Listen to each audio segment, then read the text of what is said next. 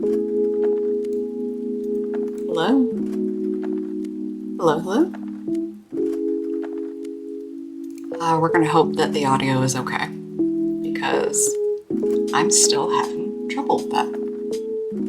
But let's get started. Hi! Hello, everybody. It's good to see you. I'm still trying to finish my dinner.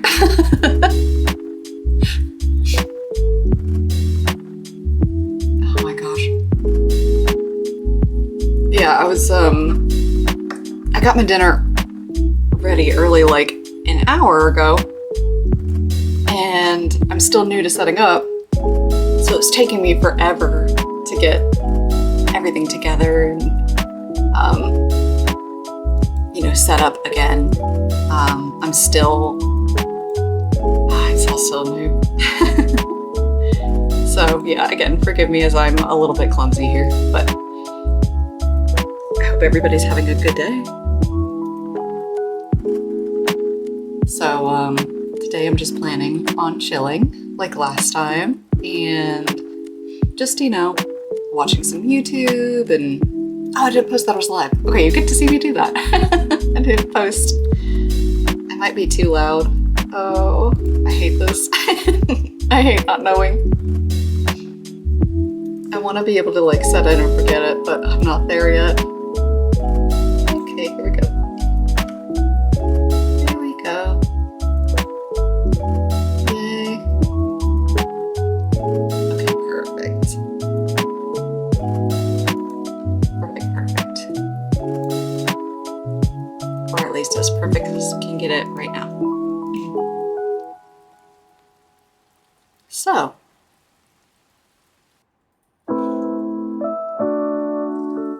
Gosh, I really love this playlist. It's so perfectly chill and it's exactly what I want. It is exactly what I want. Okay, goodness.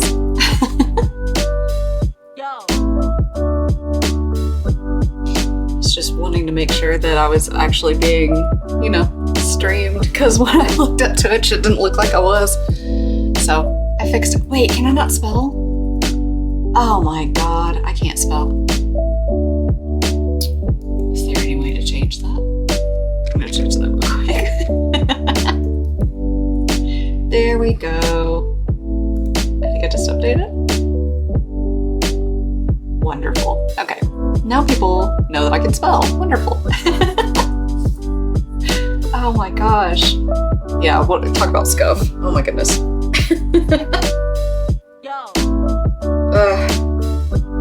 Again, I will be so grateful when this is just set in and forget it. But it's absolutely not that at the moment. Still fun though. Still absolutely fun. And I'm hoping to be able to do my first raid today, which, I don't know if I'm going to be able to. But I did see the command for it. I did look up like how to do that. So if any of my Yoshis or anybody like that are still streaming by the time that I'm done, then maybe we can raid them. That would be very fun. It'd be like raiding with like 2 people. I'm like, yeah. Yes. So I'm gonna wait just a few more minutes, maybe. Just like a couple, and then yeah, we'll start watching some YouTube videos. I love that this is like an excuse for me to watch stuff that I've always kind of wanted to watch, but I'm like, no, I'm gonna put off watching this for a while, or I'm gonna, I'm gonna watch something else first, and then, this one. And so it'll be like hours or days or months, and I won't have watched it. So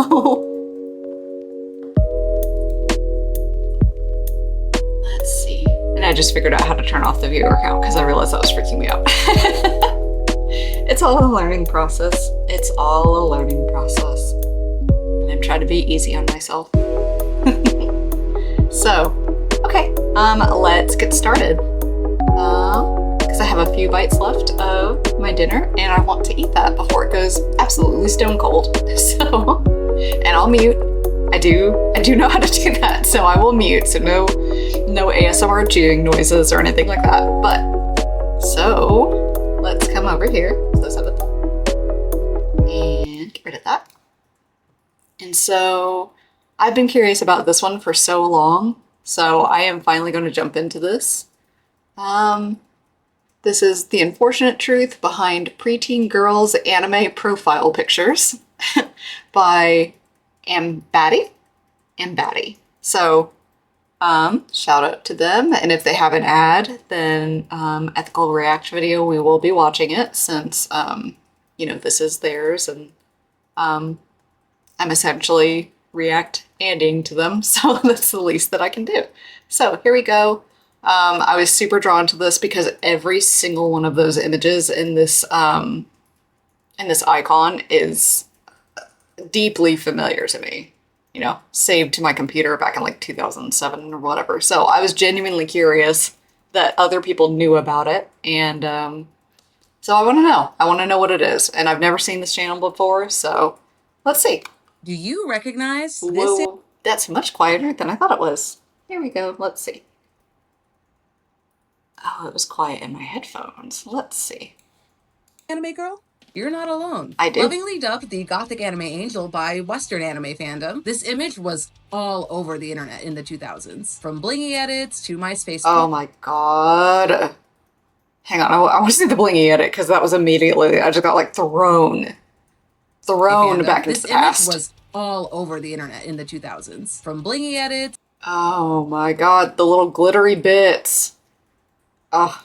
To MySpace profile photos, from Nightcore videos to fanfiction covers. This illustration became a huge part of online anime culture in the West. So much so that when a random Twitter user challenged artists to redraw her, thousands of people joined in, sharing all of the memories and stories that they had tied to her image. If you were online during the Gothic Anime Angel's peak, you might recognize some of these other images. Oh, yes. Oh my god, the little ninja ones. I think I used this one for something. I may have literally used this exact one for like a reference photo of like, you know, I want her hair to be like kind of this shape, but also kind of this one and whatever. And I like the bangs like that. Like, I feel like I used this one specifically. But again, God knows, I don't recognize this one. But Christ knows, I like every single one of these absolutely had saved to my laptop. Images that spread around the internet in a similar way. Used everywhere from forum signatures to Quizilla test results. Quizilla! Okay, if there's... I may have to look up Quizilla videos after this. It's like, Quizilla exists in a void in my brain, in that, like, I know it's there, but... And it was deeply familiar to me, and it was a huge part of my life, but if I'm not actively thinking about it, then it doesn't exist. So...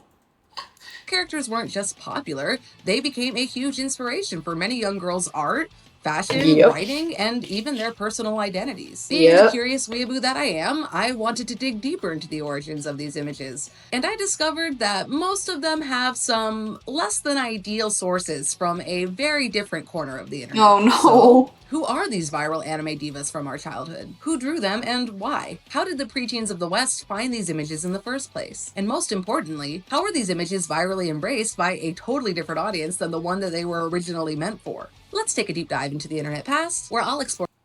Before I move on, I love her look and I love her bed and the cargo net. Just her room is an absolute vibe. Like, I love this. This has Lisa Frank vibes to me. So everything about it, I just totally gel with. I adore it. Or the source of every single one of these images and uncover the unfortunate story behind these viral anime divas. But first, welcome. I'm Amber. I draw cartoons for a living, make games for fun, and I do these cool little video essays on the side where I talk about anime, 2000s internet culture, alt fashion, retro and indie games, basically whatever. Okay, so I might have to watch more of her. If any of that sounds like something that you're into, I'd love if you poke that little subscribe button down below. But for now, let's just get into it. I will watch more and then probably subscribe because all of that. There were many widely used anime again, I absolutely illustrations that hello, excuse me. Don't remind me of updates while I'm streaming. No, thank you. All right. Anyways. Imagery for the 2000s anime scene, there is no arguing that the Gothic anime angel is the most iconic and the most widely recognized, the queen to rule them all. The Gothic anime angel was an original character created by the Japanese artist Hiro Suzuhira for the art magazine called E2. E2 is a bi-monthly magazine that features illustrations from a large number of Bishoujo game and manga artists. Unlike similar art magazines in Japan, E2 focuses solely on the original characters made by the artists, and promotes the sale of merchandise of said characters, like posters, tapestries, and even figurines. The Gothic anime angel specifically was actually created for E2's first original character figurine project, all the Really? Hang on, I want to see that. Wait a minute. and even figurines. The Gothic anime Oh my god! I had no idea they made a figure. Okay, I know that I have to like get to the end of the video to see like what, you know, where these things came from, and like, you know, again, because she's saying they're not as good or as pure or simple as we thought. However, I really want this. Like, I just immediately, I'm like, I almost don't even care. I feel like I need this, but let's see. Anime Angel specifically was actually created for E2's first original character figurine project all the way back in 2005. She sold for around $80 back then, but in 2025, a good condition version of the Gothic Anime Angel figurine now sells for over $1,000. Her figurine is considered a holy grail collection piece in the Western anime figure community. Yes, understandable. It's so amazing. It's like a cultural icon. Oh my goodness. Okay. Likely due to the vast influence the original illustration had on us in our youth. I'm gonna be real with you guys, as a casual figure collector myself, if any of my YouTube videos ever pop off, this figure is now at the top of my to-buy list. Like and subscribe to make an old weeaboo's dreams come true. In 2010, the Gothic Anime Angel figurine was unofficially recast by E2046, a known bootleg anime figure distributor who also created a second unofficial version of her design. I mean, I'll be real, I kind of want that one too. $160, double the price of the original figurine. No way. I mean, again, I want the original more so, absolutely, but like honestly, I would take the bootleg. I would take it too. Hell, if somebody wants to 3D print it and you know, like color it and sell it for like way cheaper, dude, I'll take it. While Suzuhira drew characters that looked similar to the angel throughout the years, the angel herself lay dormant until 2020, when Twitter user PantiesChan challenged the art community to redraw. Yes. Oh my god. What? I hope that she posts some of like the results of this, because it's just she's almost like the game, right? Like everybody talks about like, oh, I lost the game, because it hides dormant in your brain and you just don't think about it. This is that for me. Like, I will never remember this until you show it to me. And then again, it's as though you like shot my corpse into like a time tunnel back into like, again, 2006, 2007. It is absolutely insane. Her as a way to celebrate the new year. This art challenge quickly resonated with artists of all skill levels and art style. These are so cute. They're all so cute. Hundreds of images in her likeness flooding across every corner of social media. I never would have thought about cosplaying her. But that's peak. Oh my gosh. Also shared story after story of their memories with this image. I asked you guys to share your memories of the Gothic Anime Angel and other viral anime girls of the 2000s. This is what you had to say. Images like these planted the seeds in my brain to make more of my own characters and to tell more stories. Oh my god. This one.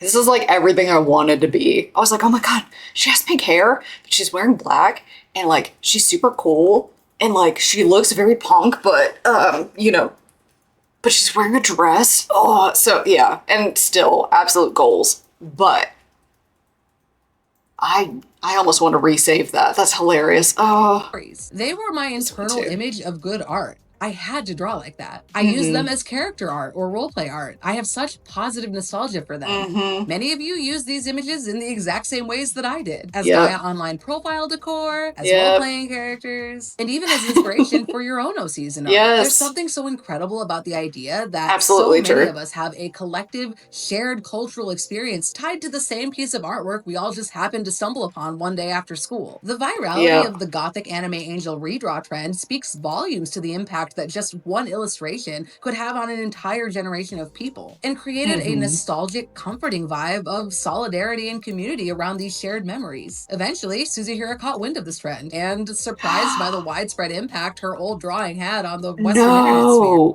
Oh my god! The glow up! Oh, that is so pretty! Wow. Wow. Jumped into the ring and redrew the Gothic anime angel That's herself. incredible. At face value, the story of the Gothic anime angel is an incredible tale that represents how art can touch people across time, age, and even language barriers. But when we dig deeper into the Bishoujo game industry that her artist was a part of, the audience that the Gothic anime angel was originally meant for, and the context behind her creation, her story becomes a little more uncomfortable. The term Bishoujo translates to beautiful young girl, and very specifically, a beautiful young girl that is a minor. An anime, game, or manga with the Bishoujo genre is not the same thing as being in the shoujo genre. Although if my memory serves me correctly, the terms were often used interchangeably in the early Western internet. It's honestly... I hate that literally she just said that and immediately I'm like, no. I know what this means and I don't like it. No. A pretty easy mix-up though, because at the surface level, the art styles of Bishoujo games and shoujo manga and anime are often very similar. The important thing that separates them is their target audience. While shoujo anime like Inuyasha, Sailor Moon, and Ouran High School Host Club are generally intended to be consumed by 12 to 16-year-old girls, Bishoujo games were pretty consistently intended to be appealing. Yeah, I was gonna say, I absolutely know. I knew of the terms shoujo and bishoujo, and I know bishoujo meant beautiful. I guess I thought it meant beautiful person rather than beautiful girl, but I did not realize that bishoujo basically was hand in hand with porn. I did not know that. In case you can't read the screen, it says, of the 200 Bishoujo games on this wiki page, 128 contain explicit porn scenes. That's 64%. Some series have duplicates in this list or are miscategorized altogether. Including those, we jump up to 70%, or around 70%. Which is horrible. Okay. To an adult male audience. And okay, no, to clarify, porn is not inherently horrible.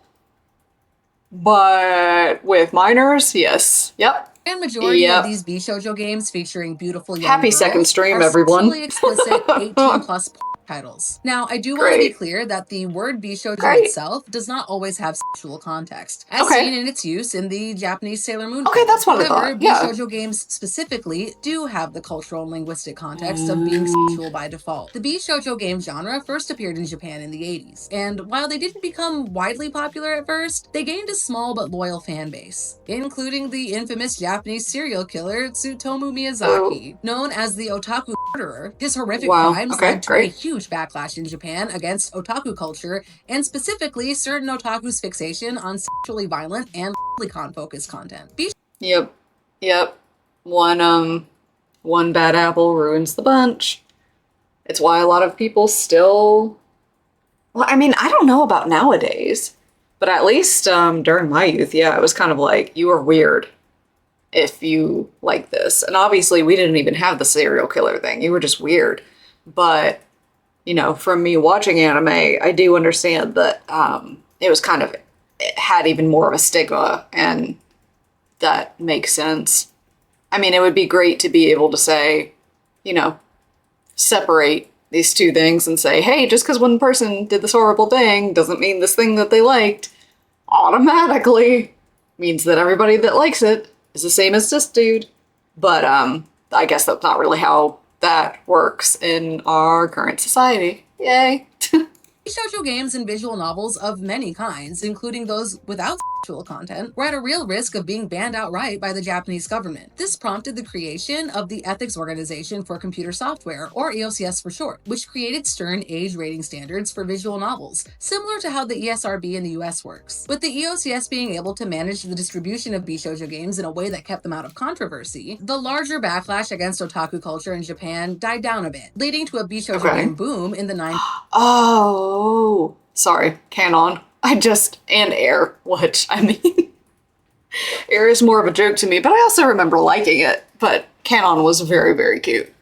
And 2000s. But even though some of the more egregiously obscene bishoujo games were filtered out due to the EOCS's guidelines, the common denominator that these games shared was, and continues to be, the sexualization of girls as young as 10 years old. And now here's the elephant in the room. Hiro Suzihira, the creator of the gothic anime Angel, has had a long, illustrious career in doing art for bishoujo games. She has done most of her career work on sexually explicit visual novels featuring underage characters, usually high school girls. Her most famous project was the 18-plus visual novel Shuffle, which was also adapted into an anime, manga, and audio dramas. Wait, I did not know that Shuffle was Arrow. Really?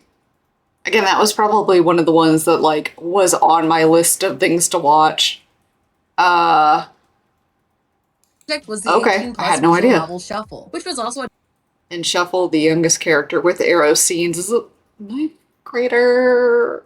Again, happy second stream, y'all. Oh my god. Adapted into an anime, manga, and audio dramas. If you were deep in the Gaia Online trenches like I was, you might even recognize some of these old Shuffle characters. Oh.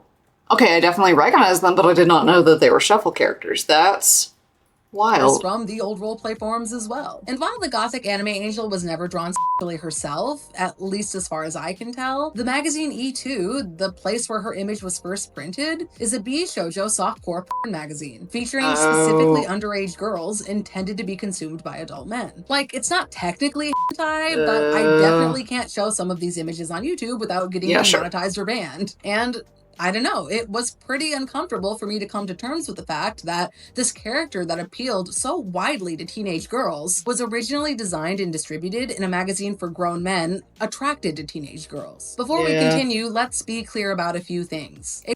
I'll also just say that I'm like, you know, as gross as this is, I still am able to, like, separate the two things, right? You know, it's like, am I happy that that's the origin? No, absolutely not. But, that's not what the images mean to me. And sorry, I just got distracted by her little notebook thing there, which I'm sure is full of, like, art. And I love that. But yeah, no, I feel like I'm able to separate the two things of, again, what it meant to me and what it felt like to me and what its original intent was. So, yeah. So I hate that it was ruined for her. I believe she said her name was Amber. I hate that it was ruined for her, but, or not ruined, but just changed for her.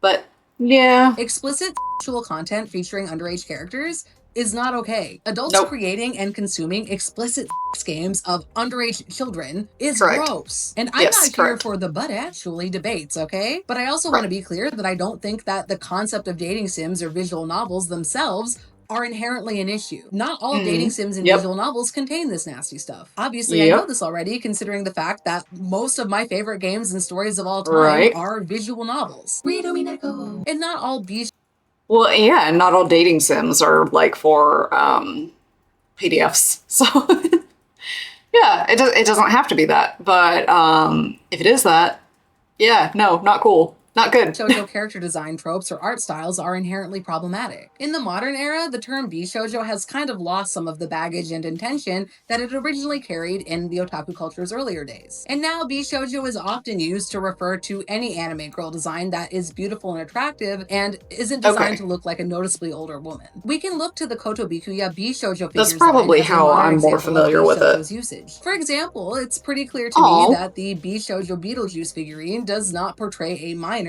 in design or in source material. It's also pretty clear to me that the bishoujo Uhura... God! All of these are so cute! I love when we take, I don't know, I love this kind of art. I love these kind of things, these figures, the stuff. Is also not portraying a minor. Both of these figurines are examples of sexy, beautiful, stylized adult anime women who I need to get shipped to me immediately. But regardless of how the term bishoujo has evolved as time has progressed, the bishoujo game, manga, and anime industry of the 90s and 2000s was clearly and unapologetically in the market of selling of underage girls to adult men. And as I continued researching the other viral anime girl illustrations of the 2000s, I noticed that pretty much every single one of these images has the exact same ties to the bishoujo game world. Let's do a quick speed run. So this artist's safe for work stuff is... Oh no. It's gonna get... Again, they're not gonna get ruined for me, but I hate it. Is extremely popular on Pinterest even today. It does seem that a lot of this artist's work is sold and distributed predominantly those are so cute. offline, but the artworks I have found online include softcore fan art of characters canonically as young as 13 years old. I also found that they sell graphic manga with illustrations that feature original characters that have ages I can't directly confirm, but very clearly appear to be prepubescent. This image was created by a bishoujo game artist that specializes in drawing sexually explicit works with characters that are literal elementary school children. No, God. Why did I pick this video for the second one? For my second stream? Why? Why did I do this? Why did I do this to me? Hi. I'm like, I don't know how to say your name, but hey, just so you know, you're like literally the first person other than my husband to comment on my video. So hi there. You're special. Yes, this is literally Roz. Okay, hi Roz. Yes, this is literally Lolly, and this is like my second stream, and I did not expect this video to be this, because, okay, here's the timestamp, right? I'm like, I don't know if you've been here since the beginning. I was here to watch, yeah, exactly. Well, it's the whole video, man, right? So, like, I picked it because, oh my God, I'm not gonna be able to find this image right here, right? Like, this is super iconic to me. So I was like, oh, let me find out the origins of this. And then it's like, yeah, it's like, they're all lolly hentai artists. I'm like, oh, okay, great, yay, wonderful. Glad I watched this one for my stream. By the way, too, Roz, let me know if I'm like peeking out my mic or anything like that. Because again, I'm still super new to this and I don't really know. But let's see. So back to it. Where was I? Oh God. Where was I? Oh no. I'm spoiling it for me. Great.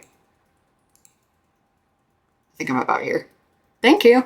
Do a quick speed run. So this artist's safe for work stuff is extremely popular here, on we'll start here. even today. It does. Oh wait, you know what? Nope, they say something really horrible, so I'm gonna skip forward a little bit. Sorry. Again, I'm very scuffed. I'm super scuffed. Created by a bishoujo game artist that specializes in drawing sexually explicit works with characters that are literal elementary school children. With the youngest that was the part I was trying to skip, but you know. Years old. This character is from a particularly gruesome series in which this 15-year-old girl is apart from. Okay. Happy second stream. Very glad you joined, Roz. Sorry. God. Okay. And presumably by monsters. Here we have a set of original characters from another bishoujo game artist that draws kids as young as 12 years old. Not great. And no, finally, the infamous Nightcore DJ is the main character of a game featuring high schoolers. Honestly, I feel like I should have known better. I was on the internet in the 2000s. We had a whole song about this, for Christ's sake. But yeah, no, true. And yes, beep after beep after beep. I'm like, again, when you said you picked the perfect time to join, it's absolutely true. It just kept getting worse. These illustrations are just so nostalgic and endearing to me. And they were such a major influence on my childhood, my art, my fashion, my interests. In a way, it almost feels like they've grown into something bigger than their questionable source material. As if somehow they managed to transcend their original context entirely. Cute. So, how did this even happen? How did the preteens of the West end up parading around with underage characters as their icons for? Well, first off, because none of us knew it was from underage porn, but yeah, I was like, at the time, it just came out, and it just it came out at the perfect time for us to be like, wow, it's like all emo and edgy and it's so cool and, yeah. So like with no context, it's like, that shit was awesome. It's hard for me to pinpoint the exact trail of breadcrumbs with only the ghosts of old forum posts and broken Wayback Machine snapshots to guide me, but I can make an educated guess based on art was so popular even in my... If you don't mind me asking, what country are you from? I'm from the US, but you don't have to say. It's totally okay if you don't. But yeah, I'm like, again, you can look at the rest of the video, the beginning part. Serbia. Oh, very cool. Gotcha. Yeah, so, yeah, they showed so many of these, and basically all of them I'm, like, super familiar with. So that's, I mean, yeah, I'm glad to know it was pervasive everywhere. So, I mean, again, what can you do about the origins? But it's neat that kind of everybody, like, knows about it. How the internet was structured at the time. In the early Just about 2000s, the images. the Japanese image board 2chan was a big stomping ground for otaku, 2chan, the of type of course. people that were into Bishoujo games. Since 2chan was less scrutinized and regulated by the Japanese government than other websites at the time, largely due to the fact that it was hosted in the... How did nobody not know it was... I think it was like...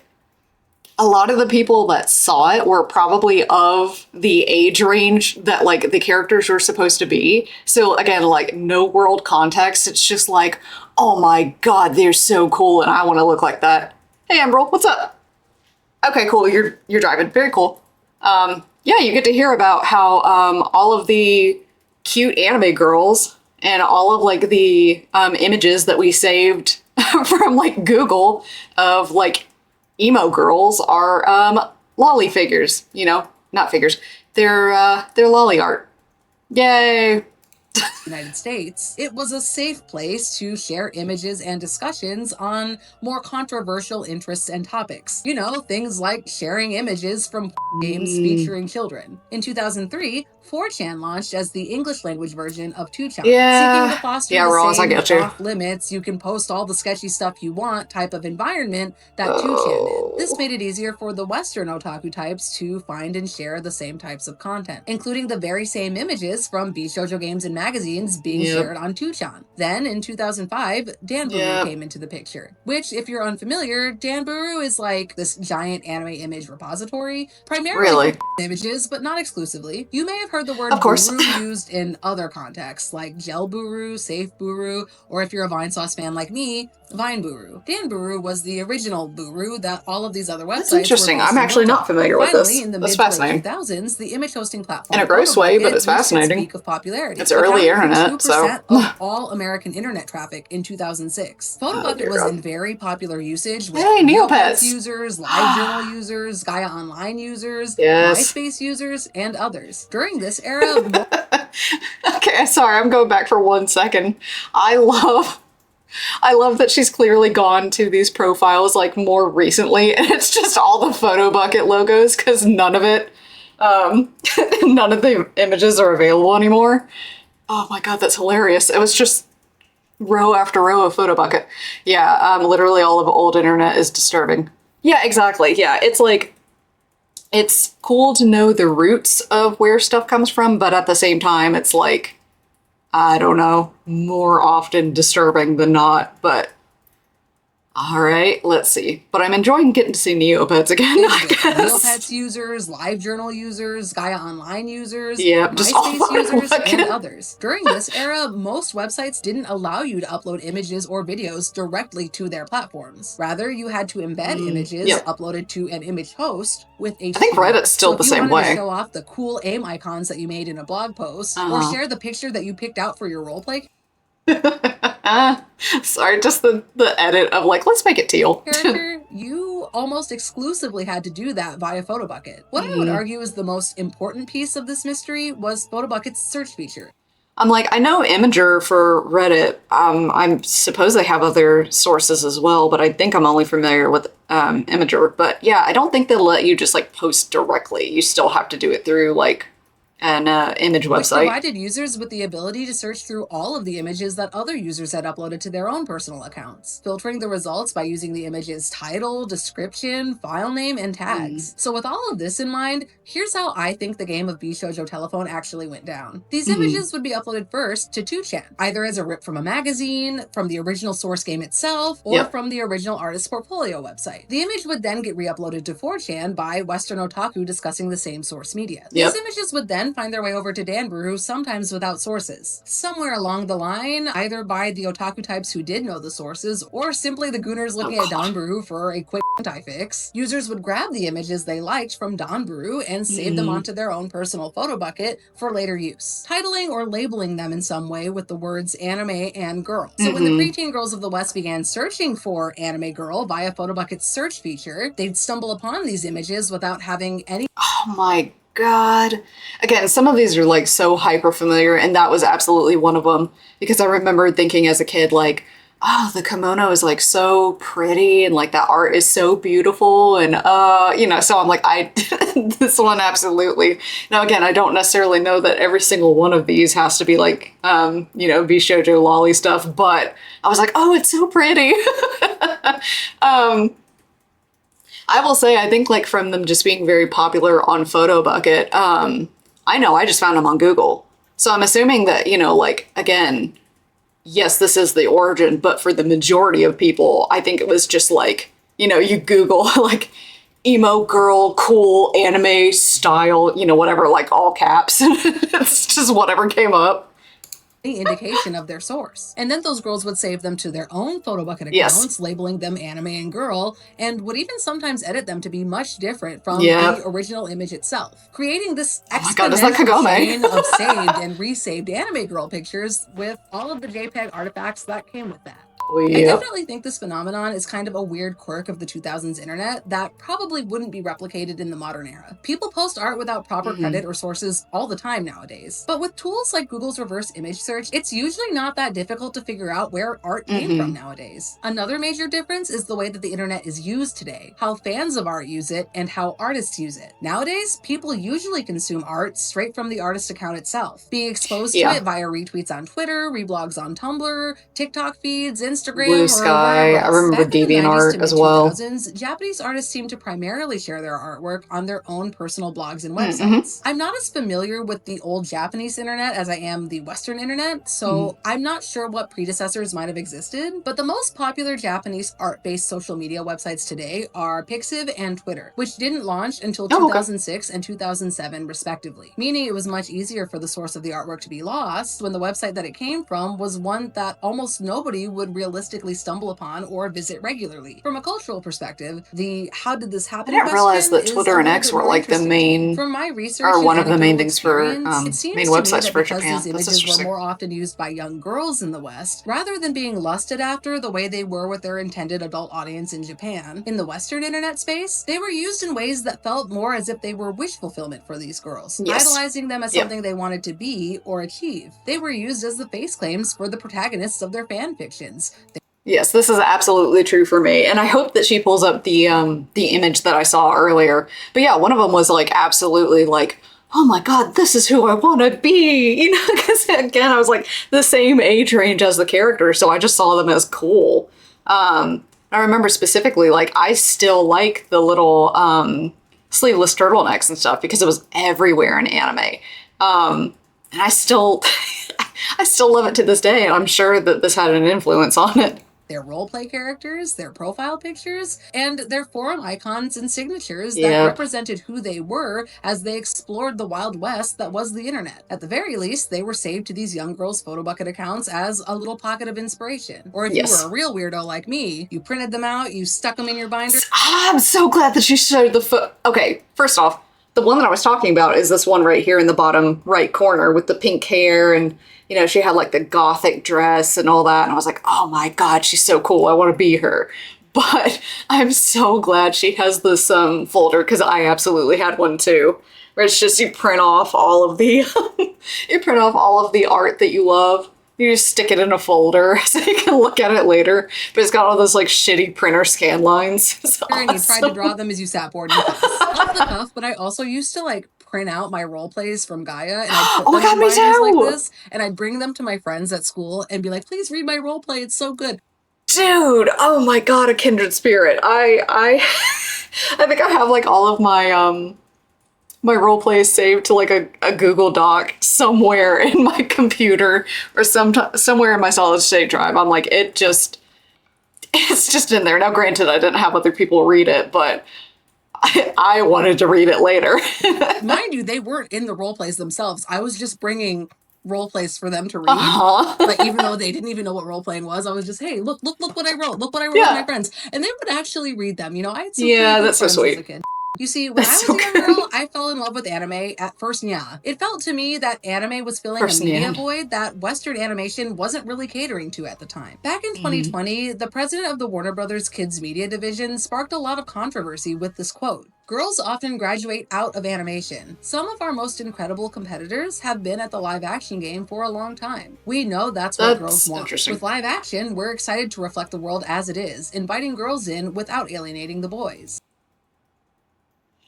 We know that's what girls want. With live action, we're excited to reflect the world as it is, inviting girls in without alienating the boys. That's interesting. Because I never, ever, as a youth, I mean, like, okay, I never as a youth really watched media that had real people in it. I was much more drawn to animation. And I think the only exception really being like Lizzie McGuire, and it still had an animation, element to it. So that's fascinating. I wonder, is that them just talking out of pocket, or did they have some kind of like research material? It's interesting. And granted, I know that I'm not necessarily, like, the epicenter of like information for girls' experiences, but I'm just curious, again, because that's so different from my own reality. And while they said that pretty recently in 2020, the sentiment that animation was a that was in 2020. No way. That's been pervasive in Western animation for a very long time, especially back in the 80s, 90s, and early 2000s. There were a lot of awesome shows for young girls in the West, like Powerpuff Girls, Kim Possible, and My Life as a Teenage Robot. But Western animation for teen girls, or even adult women, was pretty much non-existent. Shows like Fruits Basket, Inuyasha, or In High School Host Club, and many more actually felt like they were made for us. Romance, adventure, drama, and most importantly, girls we could recognize ourselves in. Girls we could look at and relate to aspire to be. Girls that we could want to age into as we reached our own young adulthood. And back in the early to mid 2000s, it wasn't as easy for kids to find new anime outside of what was on TV. Pre-YouTube days, it was almost impossible, and even on early YouTube, unless you knew the show you wanted to find already, it was pretty difficult to find stuff that was age appropriate. I sat quietly just listening because, yes, again, that was my experience. So again, kindred spirit here. She seems to be similar to me. Like the few bits of anime and manga that I could find that I did relate to actually really shaped me during that age. Fruits Basket actually like taught me a lot of life lessons before I had to experience them IRL. So, yeah. I was a kid, I saw a lot of edgy and stuff I really shouldn't have. It was rough out there. So there we were, the Western kids of the early to mid 2000s, desperately craving more stories and characters that appealed specifically to us, with no idea how to actually find more. So we searched for things like anime girls on Google and Photobucket, where we found these characters that looked like Sakura, Kagome, Toru, and Ichigo, but we had no idea who they were, what they were from, or where to find more of them. And so instead, we collectively began to fantasize about them and what they could be. Exactly. Yeah, because they weren't characters in media. I mean, they were, right? But like there weren't it wasn't media that was recognizable. It was we could I'm sorry, I'm getting distracted by Twitch. Oh my god, I'm just so new at this. Because they didn't have character traits, they were literally just images. We could be like, well, what if that's me? Or, who would dress like that? Or, you know, this reminds me of my friend, rather than like, oh, that's Tower Honda. So yeah, again, completely in agreement with her. Worlds, wrote and created our own stories with them in our head, on paper via fanfiction, and with others via roleplay. These anime girls began to take on a life of their own, similar to how the epics of old, like King Arthur or Gilgamesh, evolved as they traversed across culture, across linguistic barriers, across time. The stories and lore of these anime girls shifted and changed beyond just child lover goon fodder as they passed through each internet community, each fandom, and each young kid's heart. And despite their unfortunate true origins, I find there's a sense of ironic beauty to this. Almost as if these anime girls were reclaimed by the kids who would be victimized by the people they were created for in the first place. What's sad to me though is that, unfortunately, the concept of young girls being drawn to cute anime girl characters only to find out later that it's con crap is something that's still actively occurring today. I was browsing TikTok one night while writing this video, and I came across people discussing the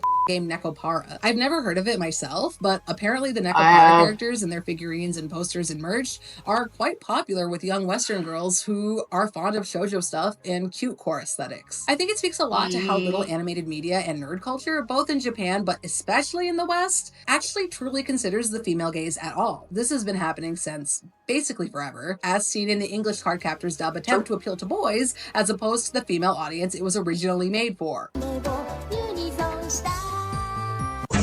Shadow, wood, sword, thunder, power, sleep. There's been a lot of progress in the right direction. I don't think I've ever actually seen the Cardcaptors Sakura opening. That was so... If you had just showed me a clip of that, I would have assumed that was from Yu-Gi-Oh! Rather than Cardcaptor. That's insane. I'm going back. I gotta go back. That's insane. Also, it was marketed to boys. That's so interesting. I understand that it has, like, action and, like, the cards, but why? The rest of it is very, like, girly popcorn. As opposed to the female audience it was originally made for. Yep. Shadow, wood, sword, thunder, power, sleep. There's been a lot of It's like cultist chanting. I may have to look that up after this. Also, what a face I caught her on. Oh no. Progress in the right direction. Don't get me wrong. But even titles like Madoka Magica, which by genre and story content alone should be expected to largely appeal to girls from 12 to 16, are still incredibly sexualized and absolutely pandering to the adult men who are attracted to children in the same breath. This otaku pandering thing has always been my least favorite part of being an anime fan. Because not only is it super predatory and weird, but it also makes it almost impossible for me to recommend some of my favorite anime stuff to people who don't already know what to expect. Like, my favorite anime / visual novel series of all time is the When They Cry series. You know, Higurashi, Umineko, Kikonia. Higurashi specifically is really unfortunate because it's literally a story about children overcoming their trauma after the abuse and neglect that they've experienced at the hands of irresponsible adults and a society that's failed them. Higurashi was written by a man who used to be a child welfare social worker. In the visual novel, he covers a lot of topics surrounding childhood suffering and abuse, and does so with a lot of nuance, including toxic traditional family dynamics and literal grooming. As a childhood abuse survivor myself, this is why this story was so important to me. Not only when I first watched Higurashi as a 13-year-old, but even now as an adult. I saw myself in each and every one of the girls in the story. Rika. I did not realize that Higurashi was so deep.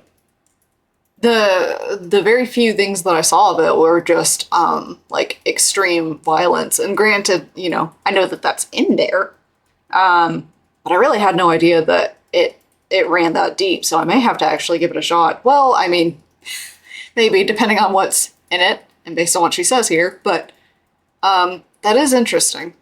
And Beatrice in particular. And I found a lot of hope and comfort in the way that they were able to navigate, overcome, and come to terms with what happened to them. But the anime adaptations and merchandise for these projects would lead you to believe that it was a on Gooner paradise. These characters that I held onto from childhood as I grew into an adult who overcame her own trauma, with stories that share many similarities to my own childhood experiences, continue to be reduced by grown men as something to get off to. And it just... So everything that she said, and she had a little bit of text on the screen as well, but essentially stating, yes, some of the stuff is in the video game as well, in the visual novel as well, but not nearly to the degree the degree that it is in the anime. So, okay, maybe not watch the anime, but maybe try out the game. Maybe.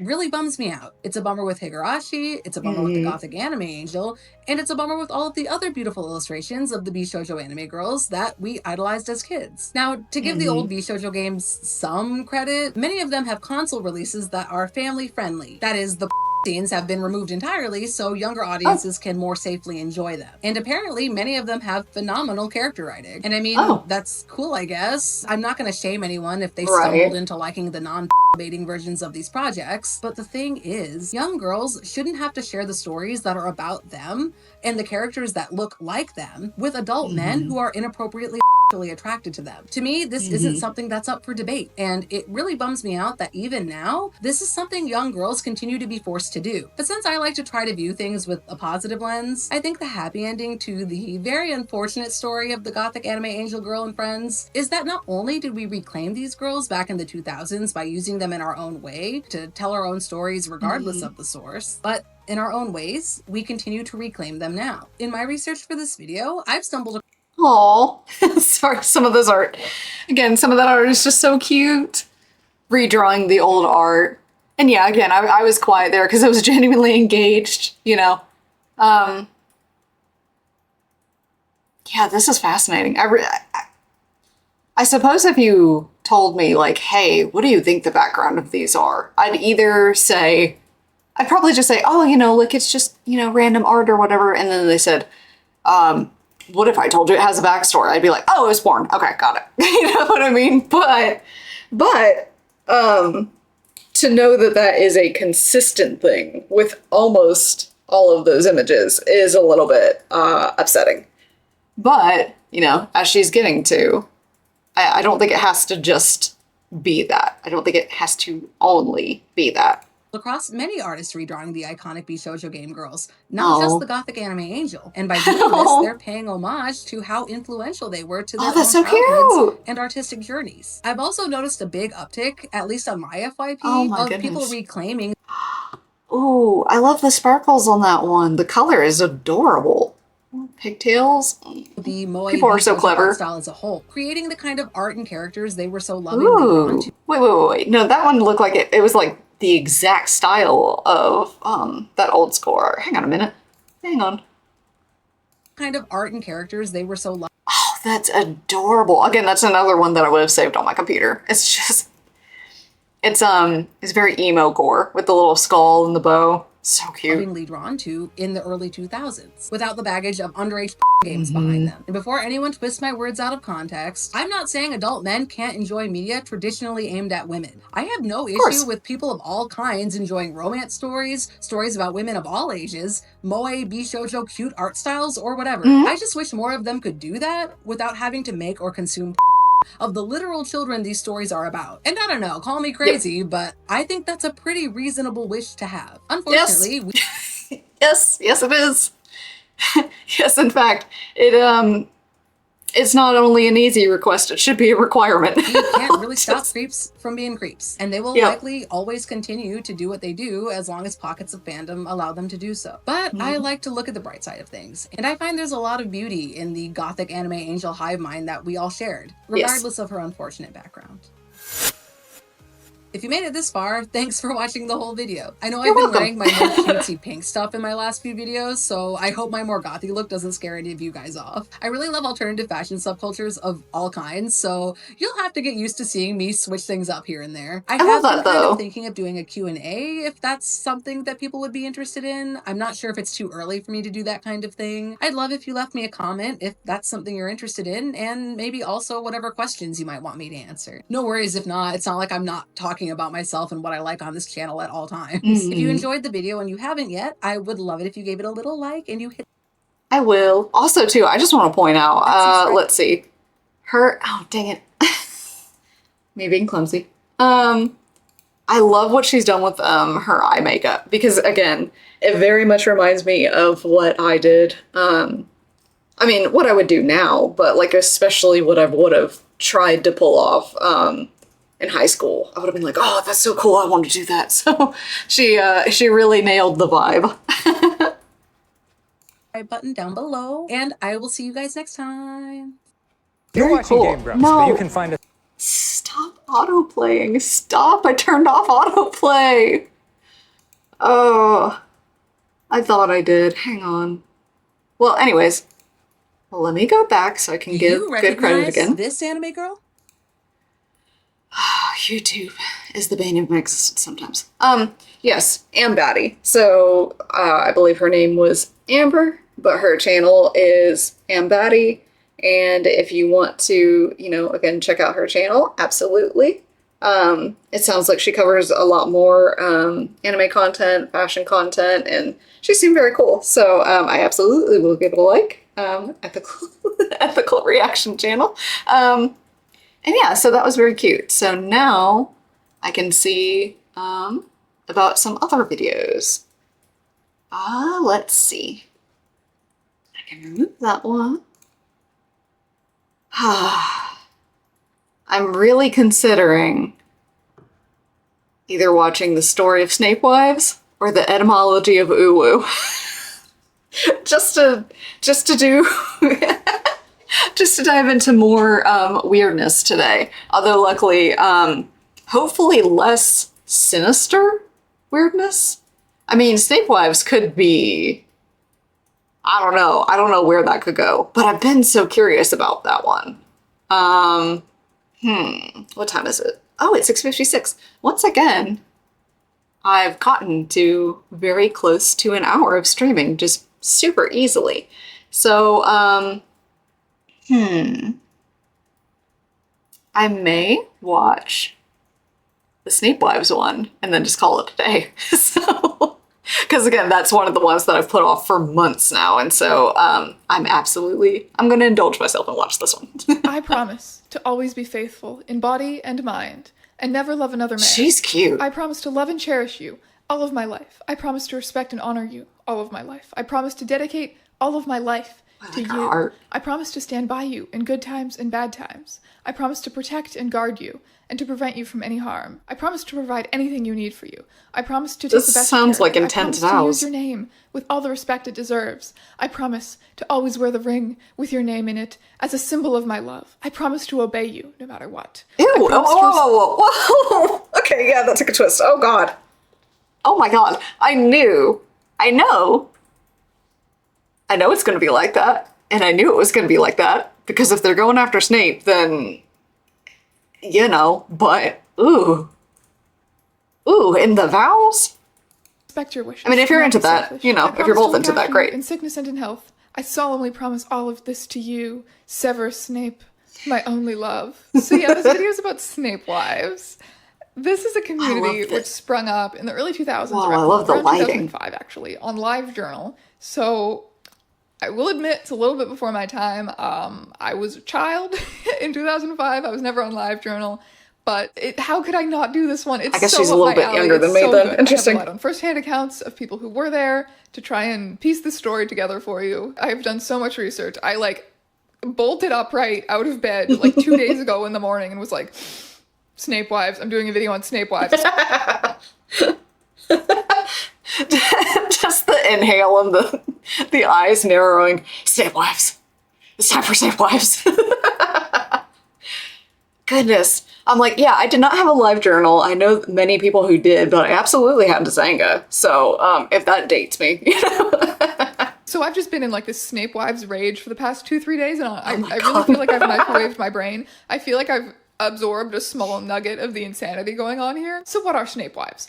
Well, you know what? I'm not going to sugarcoat anything. I'm just going to figuratively dump the ice bucket over your head. There's a great summary on fanlore.com, and I'm going to read it for you. The Snape Wives, also known as Snapists, are a group of women who believe that they channel Severus Snape, allow his spirit to inhabit. Oh. Oh. That was worse than I thought it was going to be. Wait a minute. Wait. Okay, look, I thought it was just extreme, love and adoration for the man, not that they're possessed by Snape. Okay, alright. And I keep thinking to myself, I'm like, oh, this is gotta be a joke, right? I'm like, I'm guessing not. with their bodies and speak to him, of course, are engaged in romantic relationships with him and see him as a vital spiritual guide for their daily lives. They practice Snapeism, a new religious movement centered on Snape. They believe Severus Snape is not simply a character in the Harry Potter books, but an omniscient and immortal deity, and in fact believe that the books were written because J.K. Rowling was channeling Snape. There is... Oh my god, Umbral, you're right. Wow. Wow. I'm so glad I picked this one. I'm so glad it's already exceeded expectations. Because I love crazy shit like this. This is awesome.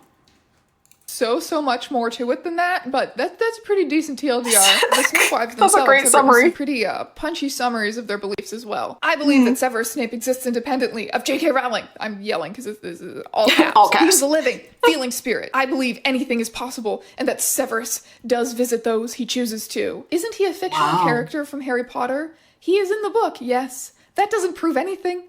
Let's just say. That doesn't prove anything. Severus Snape goes beyond that, and it's not easy to explain. I believe he is out there, real enough to communicate. Have you ever wanted something so badly that you ached from within your very soul for it?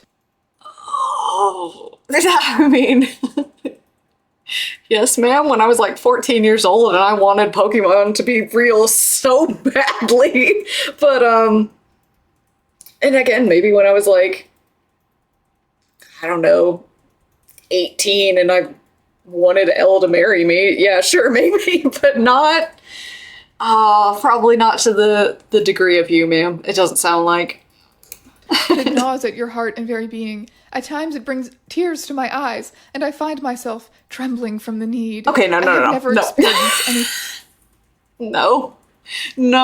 She's in way more deep than I was. I give it to her. Before now, there are times when I feel that my soul is being torn asunder with fierce desire. Obsession is a mild word for what I feel for Severus Snape. As you can imagine, there's a lot going on here. Yep. I want whatever drug they're on. I mean, I know that they're not, but oh my god, that... I want like 1% of that energy and like 1% of just that, like, I don't know what you'd call it, passion. I don't know. It's just, oh my god. And I'm going to get into excruciating detail, don't you worry. Oh no. But before we do that, I've got to tell you a little bit about this video sponsor, NordVPN. I've already been using NordVPN. Hey, I'm gonna channel Papa Mutt here, not in the same way as a Snape wife, but you know, as one of my Oshis. So he, on his channel, when he reacts to things, and he's a React Annie, he will watch the channel's ad because, you know, just in case it helps them, if anybody wants to use the code, you know, absolutely do so. It's kind of the way of paying back the creator for us reacting to their content. So we're going to watch their NordVPN ad. For a couple of years now. I love promoting things that I genuinely really like and use every single day of my life. It's so easy. If you did not already know, VPN stands for Virtual Private Network, and it works because when you connect to one of the VPN servers, it hides your IP address. It's an essential internet safety tool. If you don't want the Zuck peeping on your data, you're going to need a VPN. Or Brazil. However, I use a VPN mainly for streaming reasons. If I'm at home and I want to watch some American Netflix, I just connect to a server. Oh, I thought she meant like Twitch streaming. I was like, but I want to keep up with the Great Canadian Baking Show. I can just connect back to a server in Canada and watch it. And likewise. But I can't buy a VPN twice. Oh. I'm like, I'm genuinely curious. I'm like, whose code did you use originally? Not that you're going to be able to answer. You can answer me later. But I didn't realize that there was a Great Canadian Baking Show. I knew about the American one, which I didn't like as much as the British one. But Canada may be more chill than we are. So I may have to look into that. Thank you. Oh, I didn't even say this. This is Strange Aeons. I apologize. But yes, Strange Aeons with the story of Snape Wives. In your area, there's probably shows you can't get, games you can't find, Bob's Burgers. Streaming platforms maybe that aren't available yet. NordVPN has over 5,400 servers in 59 different countries, so you've got tons of options. And of course, NordVPN is super easy to use. I am not a tech-savvy person at all. I'm a grandpa, I hate new technologies, but it's super, super easy. You can connect to a server with a singular click. Right now, you can get 4 months free on a 2-year plan when you head over to nordvpn.com/strangeeons and use code strangeeons. That's me. That link will be in the description for your clicking. Okay, she says strange eons. I would say strange aeons, but strange eons. Got it. Got it. And now, back to your regularly scheduled content. As far as I can tell, the Snape Wives actually never called themselves Snape Wives. Snape Wives was a derogatory nickname given to them by websites dedicated to making fun of Okay, makes sense, but sounds accurate. them. However, it's kind of the name they've been stuck with / gone down in history with. They called themselves Snapists, but even that term was coined very, very late in the timeline of this community. Like, Snapists. That just doesn't sound right. They do know what that sounds like, right? Like, just why? I guess it sounds more religious or something. after it was thought that they were already declining and losing most of their members, it's likely that someone just came up with Snapists to sound better than Snape Wives. But, like, it sounds worse, in my opinion. Yeah. But anyway, it doesn't really seem like they called themselves anything during, like, the main events of their movement. But yes, they were married to Snape on the astral plane, and Snape Wives feels... The way she said that just so casually, it took me back. Just, yes, and they were married to him on the astral plane. Anyways, moving on. Awesome. This rules. I'm so glad I'm watching this. Fine as a name for that. I'm going to call them Snape Wives for the duration of this video. And if you are already sitting there and thinking, damn, just what the hell? Just, I want to study these people. Me too. You are not the first. Someone has, in fact, studied these people. Good. An amazing source for this video was Snape Wives and Snapeism, a fiction-based religion within the Harry Potter fandom by Zoe Alderton. What is a religion? Oh, Lord. And it's a really good read. It's a very fun and approachable read for an academic article. I enjoyed it. I just thought it was a kink. It goes into even more detail than I have time for in this video about certain subjects, as well as the implications of, like, modern fiction-based religions on the internet, which Snape Wives are far from being the only ones. There's Really? But again, I'm not deep enough in the internet, clearly. If you want to go down that rabbit hole, highly recommend this article. It will be linked in the description. Two of the most prominent Snape Wives and the main subject of Alderton's article were named Tanya and Rose. They were the only two Snape Wives who were actually friends in real life, and I do imagine that, that sharing something like that with someone in your day-to-day life and just not on the internet probably helped to strengthen their commitment to it quite a bit. The other member... Yes. I kind of wonder how people didn't fight over him, though. You know, because they're basically essentially like having to share the same person or deity. I mean, I guess if they're seeing him as a deity, but again, it sounds like a kink thing. Maybe they're just saying there's enough of him going around. Like, who knows, man? Okay, I gotta. I'll shut up and watch it. But members were spread out all over the world and to our knowledge never met each other. Most of the Snape Wives' original posts are now lost to the internet, but one surprisingly intact relic is Rose's live journal account. You can see her extensive collection. Oh my god! Oh my god, I might have to go and watch this. I have to go and look at this. Oh my god. Hundreds of Snape edits and read some of her posts as well. Dude.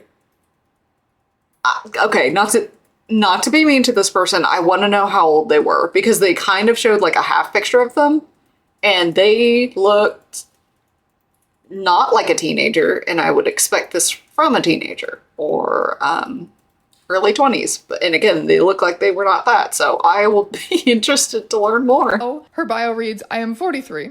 I don't know when the last time she updated. Well, damn, right there. I should have just kept my mouth shut. 43. Okay. My guess is that she just, like, recaptured that, like, old, like, when you find a good fan fiction, or you find, like, a, you know, a good, it's just, oh my god, it's her special interest. Snape is her special interest. And it, like, lit up her brain in a way that, like, nothing else had in years. So now she's, like, obsessed. Oh my god. This was probably a very long time ago, but at the time, I am 43. Married 2 times, divorced 1 time. I got 2 cats. My son tested for his second Dan in Taekwondo 8th of April and broke a concrete block with a hammer fist. I have a long, since I was 10, fascination, obsession, and understanding for vampires. 3 years ago, begin of April, I got my first tattoo. It is of a rose, which pierces through the skin with its thorns, therefore leaves some drops of blood. Okay. Ebony darkness. Also, right. I'm like, Okay. I have Severus Snape's name tattooed below it. I am hoping to finish it soon with a profile of his over the rose. I love Severus Snape beyond reason, understanding, or comprehension. I am completely and insanely obsessed with him since 2000. He has helped me to open my mind and see beyond. I have experienced phantom smells, tastes, sounds, feelings, and have seen him. I very much believe in the paranormal, the metaphysical, or whatever names one wishes to use. I don't answer to any religion, only to Severus, my guide, master, and much more.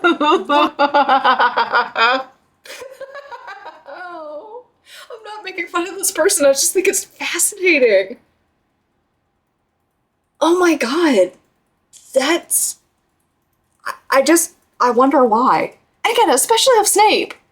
Like, especially of Snape. Why?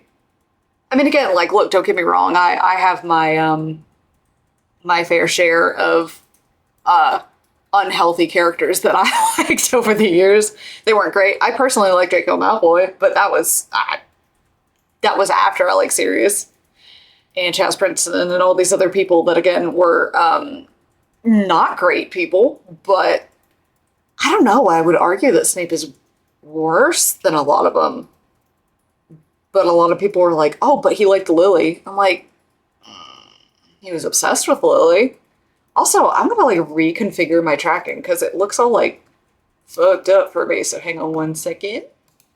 Yeah. And I'm probably gonna go, oh wait, here we go. Okay, calibrated. Let's see. And let's see if that picks up my face a little bit better. Oh no. Oh no. Hang on. I'm breaking things. I'm breaking things. I'm breaking it. Yay! Okay, I'm back. Dude, I hate that VTube Studio takes up an entire screen and you can't even access the taskbar when it's up. You have to go to the other screen. So, anyways, learning. We're learning. Back to Snape Wives. Let's see. Tell me, Strange. I was gonna say aeons. I had to stop myself. Eons. Strange eons, tell me. Why Snape, though? Why Snape? Right! That is the question. Right! It makes sense to me, especially right off the heels of the Tumblr Sexy Man video. Like, we owe a lot of Tumblr Sexy Man culture to early Snape fandoms like this. I don't know anything Snape about that.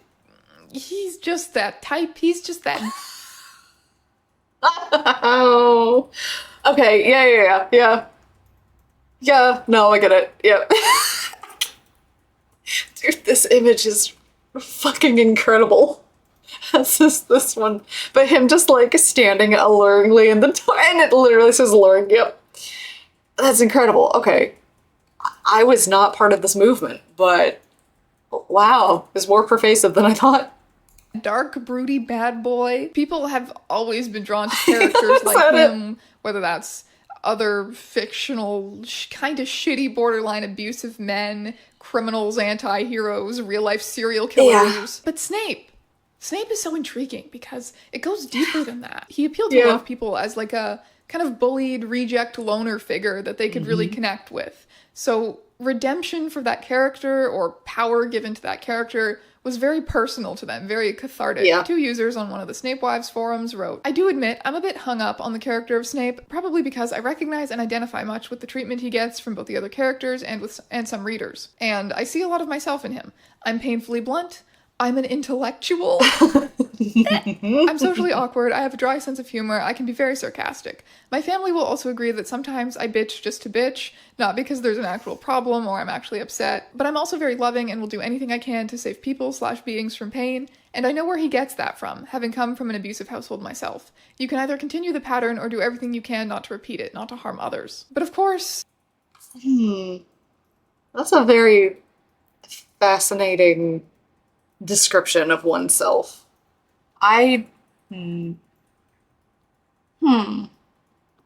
Interesting. And I also don't know that I would ascribe much of that to Snape, so I don't know. I don't know. The Snape Wives went a lot farther than just sympathizing with this character. And you know, as fandom tends to do, a lot of their characterization of Snape was creative. You see, Snape has literally said, and I quote, "I despise annoying, giggling fangirls whom think they understand me as being cute, fluffy, funny. I only give audience to those women who are strong and able to withstand my fierce temper and do as I say. I coldly ignore those vain, simpering females that hold a thought like a leaky sieve. I can teach you how to feel, teach you how to think." That's right. Absolutely no cutesy flower crap. She said, and I quote, was this somebody, like, channeling him? What? Because I sure as shit don't remember that from the books. Whoa. Okay. Allowed, as you may be sensing from the tone here at times, there is also an extremely sexual aspect to a lot of Snape wives content. That's why I thought it was gay. Another really amazing source for this video was the article "Consider the Snape Wife" by Ashley Reese. As a part of that article, she interviews Zoe Alderton, the author of the academic paper about Snape wives. And in that interview, Alderton explains the sexual aspect of it just flawlessly. So I'm going to quote her. There was obviously some real resonance with the idea that he was just absolutely in charge, and that he was an incredibly domineering, fearful force. As soon as she said in charge, I was like, I think there's a lot of people who feel sexually attracted to that, but also kind of socially attracted to it, like gathering around this amazing, domineering, real kind of alpha character, even though he's also brooding on the sidelines. I think people like that combination. She also said, "I think a lot of women are socialized and brought up to feel like their role is a nurturer, and that you're not central to your own story. You're the nurturer, you're the mom figure or the girlfriend figure." I think for a lot of women, that's where their minds go, because that's been the narrative that's been given to them their whole lives. Those two quotes just sum it up perfectly, like I said, because that's exactly it. That's their attitude. He's like this mean, domineering alpha, and that's like sexy, but also he needs to be fixed and nurtured. We've seen this dynamic. Oh, okay. Yeah, I mean, okay, again, consult. You like what you like, you know, not to yuck people's yum. Like, I don't know, if that works for you, that works for you, and that's fine. I just feel like that can go into a very unhealthy territory, and it seems like it might for them as well. So I will continue to I'm continued to be interested to see how this goes. Dynamic a million times. We've seen fandom turn kind of broody boys into like dark sexual alphas with a past. We've seen it a million times and we're still seeing it. Sometimes they even get it published. It's crazy. So like, how did they possibly justify this? You know, this obviously went way beyond normal accepted fandom behavior. Interestingly, the idea that the Harry Potter canon, the books and the movies, were somehow flawed and J.K. Rowling was wrong to write them the way that they did, it was a pretty common perspective within the Harry Potter fandom. I mean, like, Ron and Hermione? Ew, what? But people were I wonder, I mean, did she ship, like, Harry and Hermione? I don't know. I never minded, but I'm also basic. I always kind of just take canon as canon. It's not as though I'm not creative, but more just, I'm like, there's not much point in caring about these other ships, because it is what it is. Especially undignified about the treatment of Snape, saying that his redemption arc wasn't good enough. I mean, yeah, it was bad. It was bad. It was barely a redemption arc. It wasn't well written. Like, I understand why, if you had wanted so much more for that character and you had followed all of these books hoping that he would get some kind of validation. Like, I understand why that would be very frustrating. The way they describe him is like he's played by Hayden Christensen. All I got from this was that Snape is an alpha and Ender Tate is a poser. Yeah.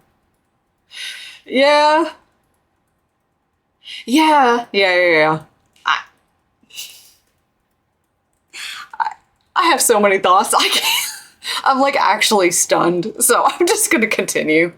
Extreme wing of fandom began to see Snape as something of an objective reality, with Rowling as a flawed scribe who does not, quote-unquote, own him. On the whole, this does not manifest in the belief that Snape literally... I'm sorry, I really want to know what JK thinks of this. Like, not that JK's thoughts or takes are that important nowadays, but just the thought of somebody literally creating a character, writing a character, and then the fans of that character just literally being like, you don't own them. You know nothing about him. He's beyond you. Is wild. Anyways. Exists, but it can be seen as a logical precursor to this attitude. Snape wives really hated Rowling.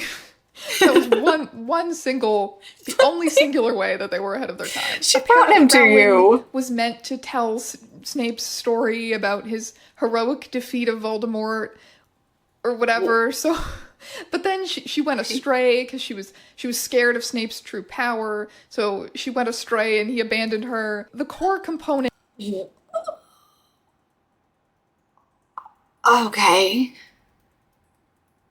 So they think that JK is a scribe for this deity. Okay, got it. Got it. I don't know why I'm surprised at this point, but got it. Of the Harry Potter story, the basic components and the world that it's set in are real, but the books are still mostly just garbage muddled by J.K. Rowling's bad opinions and preferential treatment of Harry. There are many descriptions in the Harry Potter books of Snape being ugly and greasy and gross, and Snape wives would call that the Harry filter. Everything is filtered through Harry's wrong, bad, invalid opinion. As I'm sure you can imagine, the Snape wives were very cut off from the rest of the Harry Potter fandom. You can't just roll up to a normal Harry Potter discussion forum and start going on about how obviously Snape didn't die in the books, because actually that Snape is the true hero and that, you know, the story isn't canon and that it should have ended with him killing Voldemort. Yeah. Yeah.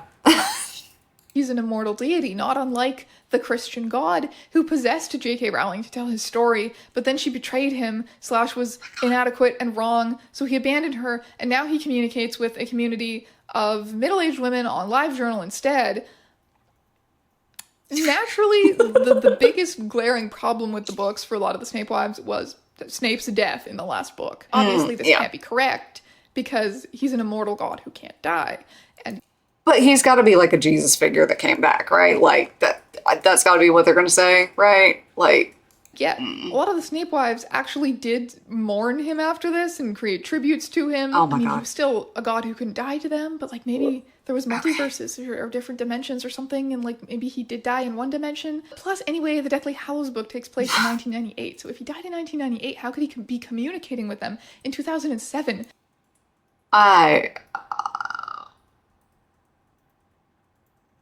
I'm sorry. I gotta... Wait, hang on. I'm sorry. Did she just say that it was in 1998? Hang on. No. That's literally not... That can't be true. I know that's not true. Hang on. I know that's not.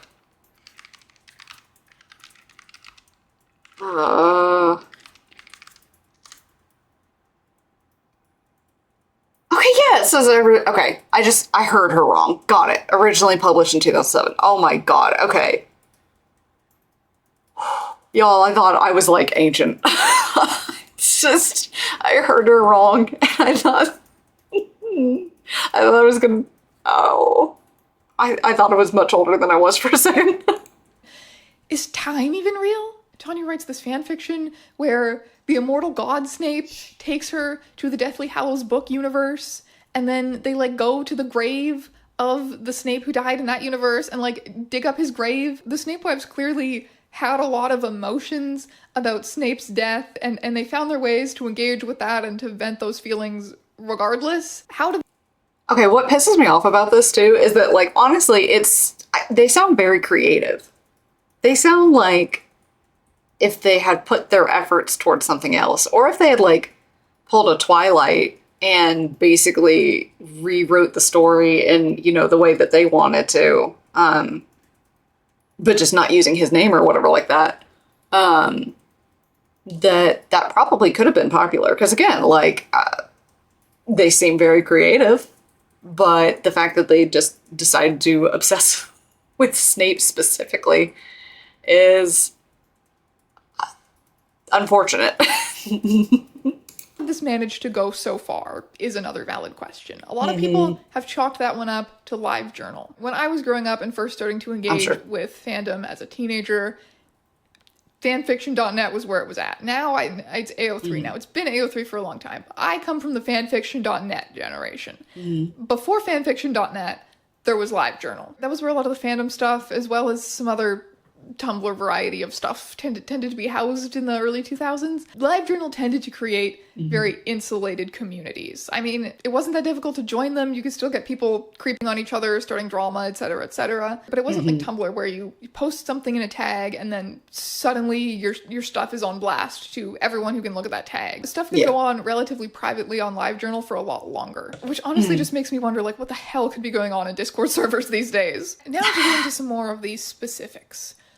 What exactly is the lore here that we're dealing with within the Snape Wives religion? Alderton actually notes that the Snape Wives theology seems very, very consistent, well thought out, well understood by all of the members. They have a very clear idea of who Snape is, what he wants and represents as a god, as well as what counts as valid devotional practices. And Alderton describes those devotional practices as a combination of kind of established religious traditions, mostly drawing on Christianity, and some newly invented practices owing to the Snape Wives' background in fandom culture, as well as the new technology at their disposal. The internet. The online space, the blog as a place of worship, is super interesting. Writing fan fiction, making fan art and edits and collages as religious experiences. Images. Never mind, I'm not going back, but just... Oh, that threw me. Oh my god, okay. Especially were extremely central. As I'm sure maybe you could have gathered from Rose's very impressive repertoire of images. Everything Snape related is holy. Every image of him is a religious object with some kind of connection to him. Rose's house apparently had a whole room dedicated to like Snape posters and pictures, kind of like a shrine. There's this instance where she is like... Is she the one that said that she has a son and is married and all the things? Like, maybe she'll go into that, but that's... I'll be interested to learn about that if we do. Again, no judgment, I just wonder how that was handled. Or, not handled, but like, you know, how the people that knew her felt about that.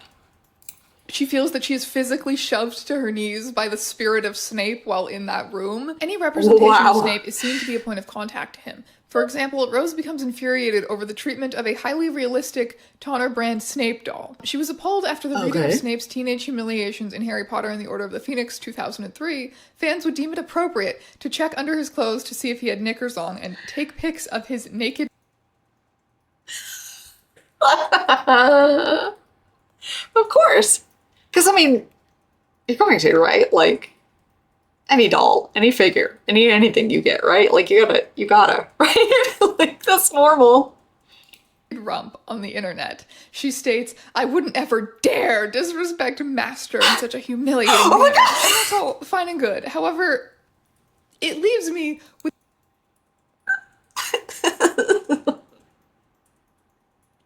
Oh my god, this is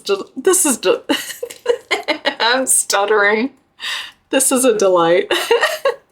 The very pressing question, aren't these images of Alan Rickman, though? The actor who played Snape in the movies. It's one thing to do fan art of a book character, but, like, this is a picture of a real guy who exists. Yo, I did not think of that.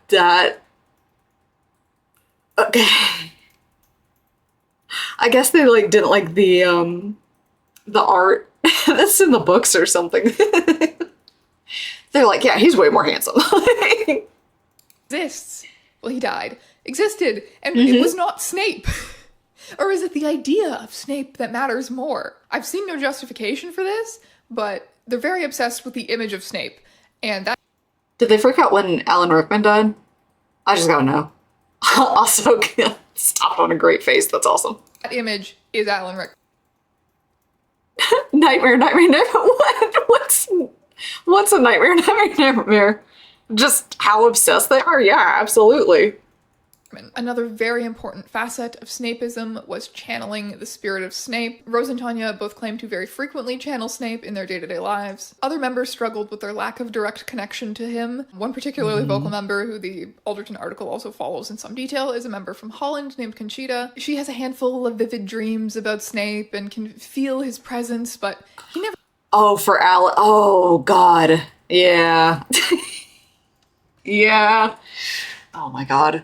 I wonder, like, did he know about them? You know, I really hope he didn't, because that's horrendous, but God. never quite seems to directly communicate on the level that he does to Rose and Tanya, and that's something that she's made to feel quite insecure about. Rose and Tanya also claim that all of their fan creations are inspired by the spirit of Snape, much like the Bible was inspired by the Holy Spirit. Only this time we're talking about Snape erotica, whereas Conchita engages in that sort of fan creation to feel closer to the spirit of Snape. Some women also try and communicate with him in more, I guess, established occulty sort of ways, lighting candles for him, or even trying to communicate with him via Ouija board. Blood ritual. What's clear is that Snape Blood ritual. communicates with his wives unequally. So why are some chosen and others not? Rose and Tanya take it upon themselves to imply Dude is a Quaker husband. that maybe some of the other Snape wives, like Conchita, just aren't— their hearts aren't as pure. Maybe they're not good enough for Snape. Tanya especially is like the Regina George of the Snape wives. She is by far the top bitch when it comes to channeling the spirit of Snape. By far the most talented is Tanya. In a self-insert fanfiction, Snape announces that she is, quote-unquote, the vessel, and that he prefers to write— Dude. So they could just, like, write their own religious canon. Like I could you just like take a piece of paper and be like, no, Snape liked me more, and then they're like, oh damn, Snape said they like her more. Oh shit. Oh my God. to his wives through her. When starting a new blog, Tanya announced, Severus Snape himself may speak here. This is his journal as well. She requests that people only follow this blog if they believe that Severus is a spirit and have a very open mind. In regards to her online channel, it's a real cult. It is never roleplay. She also states that she has no control over Snape or when he might choose to appear. Tanya's ability to channel has allowed her to introduce new codes of conduct and beliefs into the group. Through Tanya, Snape declares, I can teach you how to feel, teach you how to think. To submit to him is to accept this channeled wisdom. Tanya also engaged in extensive sexting with the other Snape wives while channeling the spirit of Snape. Most often, this sexting while channeling Snape was with her IRL bestie, Rose. And I'm just reading this for the first time in an academic paper of all places, but I'm reading this for the first time and I'm just like, I'm breathing so deeply because this is just not a storyline that I ever expected to have to hear twice. Truly nothing in all of human history is original. Or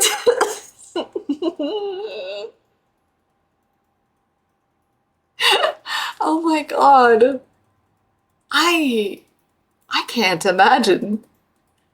Like, Ayo bestie, like, I'm like, I'm really into guts. And so, I'm gonna need you to roleplay as somebody else, I don't care who, but, I'm gonna be Guts. And I'm gonna plow you. Just, oh my God, I can't. And they're like, yeah, okay. Like, okay. Tanya is the reincarnation of Benedetta Carlini. Take your pick. Maybe the biggest difference between Snape wives and medieval Christian mystics is that while the Catholic Church gave their stamp of approval and made Hildegard of Bingen a saint, the Harry Potter fandom dismissed the Snape wives as insane. But even so, the Snape wives did not let all of the hate get to them, especially when their god was such an important presence in their day-to-day lives. Through feeling his presence, Conchita was able to determine that he dislikes the sweetness of Sinterklaas candy, but enjoyed a— What the fuck is this? Santa Claus. I've never in my life... Is that the Pope? Wait, no. That's probably... Wait. Okay, I'm getting derailed. I gotta look it up. Because she might go into it. I just gotta look it up. I'm sorry. I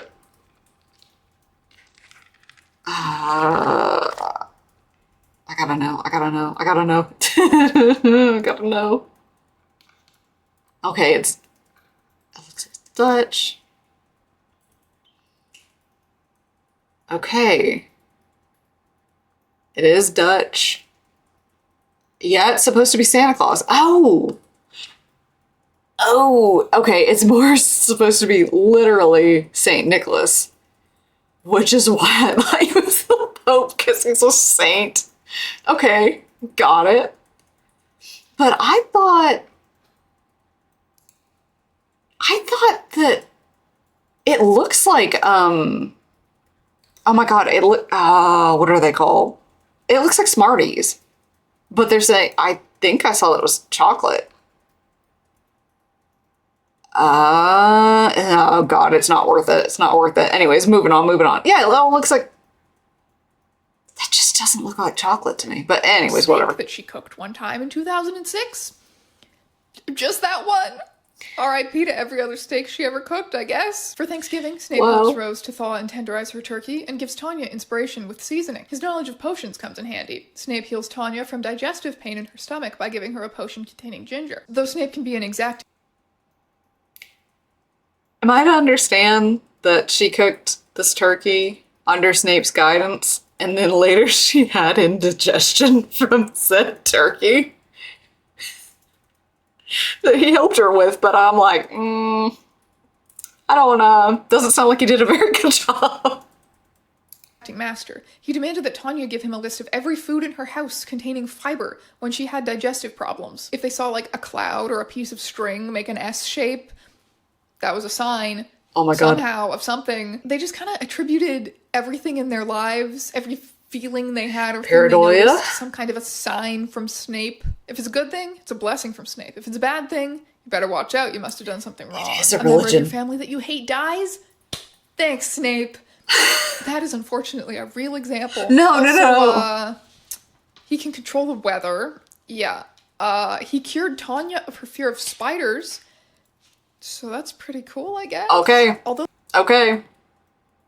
Okay, so we gotta hook Tricky Wee up with Snape, apparently.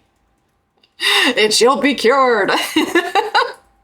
They did have quite consistent and well-developed theology. There were a few discourses that the Snape Wives community kept coming back to, which eventually would be central to their downfall. Okay. The first one being, why are some women chosen to have visions and others not? Like I said, they could be a little bit trad-wifey. They cared a lot about feminine virtues and...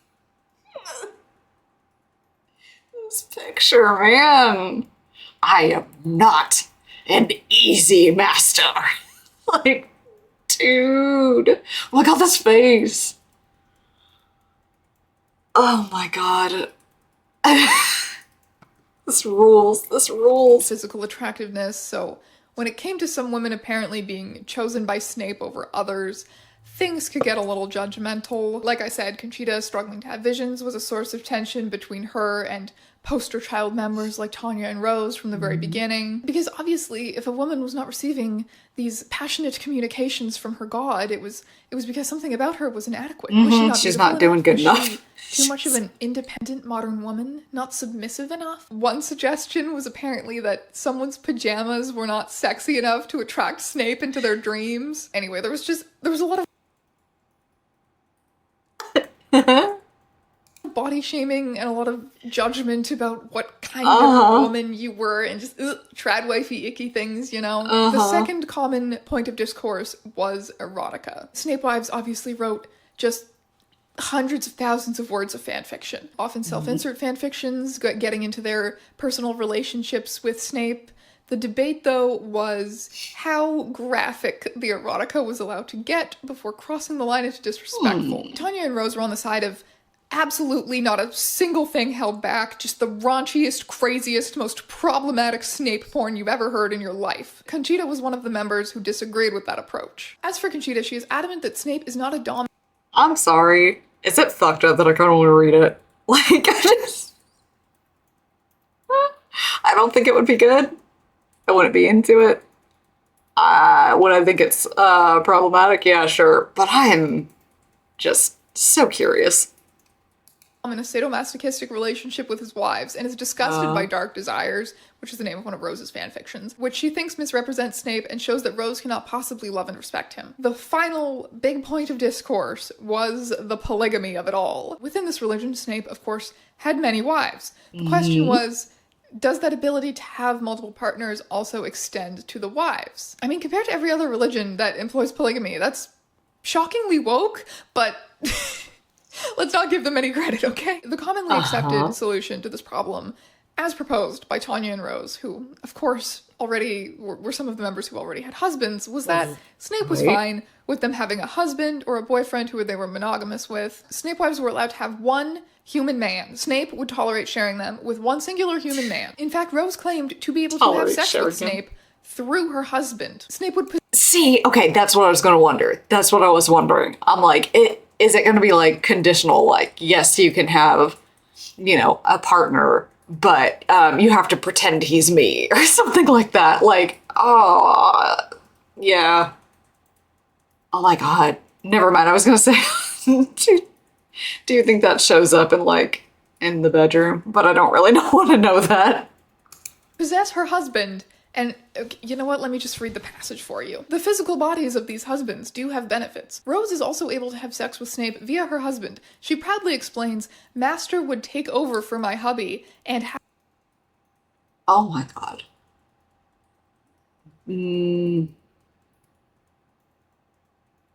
Okay. Have fun. Basically, my hubby would do things in ways that only Master can and could. Weird emoticon faces. Nevertheless, Snape only uses his body as a vessel. He does not spiritually connect either to Kevin, Rose's husband, or George, Tanya's husband, nor does he even seem to like them. As Tanya recounts, my husband offended him by saying he was not real. George is not invited to be a part of her sexual adventures with Snape. In one channeling session, she pauses her activities when he wakes up from a nap and does not resume her erotica dancing for Snape until he leaves for a walk. According to comments left by Tanya... What the fuck is going on? Tanya on Rose's journal, George is awaiting the moment when Severus is gone from my life forever. Jesus Christ, poor George. Right. Yeah, that so sucks. Are allowed to have... I'm surprised that they didn't get a divorce, which, I mean, not that I'm wishing that on them, but I don't know too many people that would be able to handle that. A husband or a boyfriend. Got it. But what's really interesting is that they are not allowed to have an interest in any other fictional men or have crushes, which is something that even the poster child members struggle with. Rose has interests in other fictional men. Tanya struggles specifically with attraction to Alan Rickman, independently of Snape. Once again, Conchita is the one to throw a curveball. She believes that even a husband or boyfriend is too far. She wants to be completely celibate, Snape except only. for Snape, completely 100% devoted to only Snape only, Final And when she's in a bad mood or annoyed with her fellow wives, she'll go as far as to say that polygamy is wrong, that she isn't a polygamist, and neither is Snape. I am Severus's... Imagine being told by your spouse you're no longer allowed.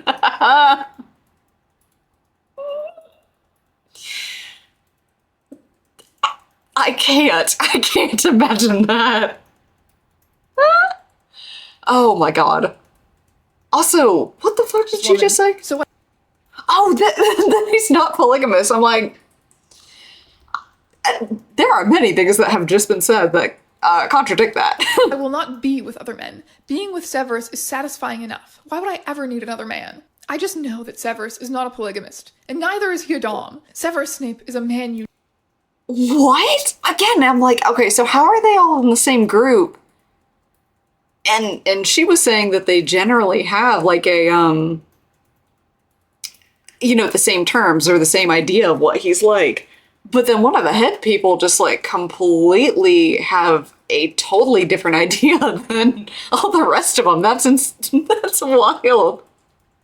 Unique. So she very much still is worshipping Snape as a god, but by saying that he isn't a polygamist, she's calling into question like the entire teachings of Snape under Rose and Tanya. That's like, they all marry Snape. They're the Snape wives. They all marry Snape. That's like the whole point. That's the whole thing.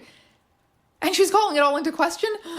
The drama. After these kind of fights, Conchita would receive admonishments and threats from Snape for doubting him, channeled by Tanya, of course. And a few times she apologized and came back to the community, but she eventually just committed to becoming their nemesis, started her own website warning against the false teachings of Tanya. Conchita exclaimed, "Oh my god, the drama! I did not expect her to go on like a revenge arc. That's crazy."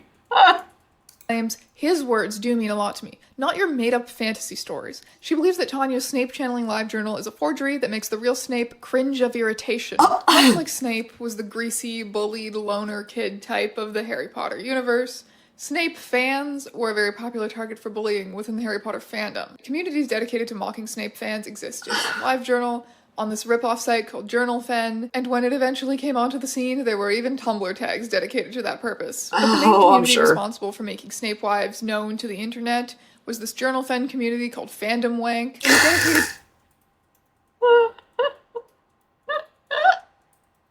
mock, mockity, mock. I want that on a shirt. Fuck.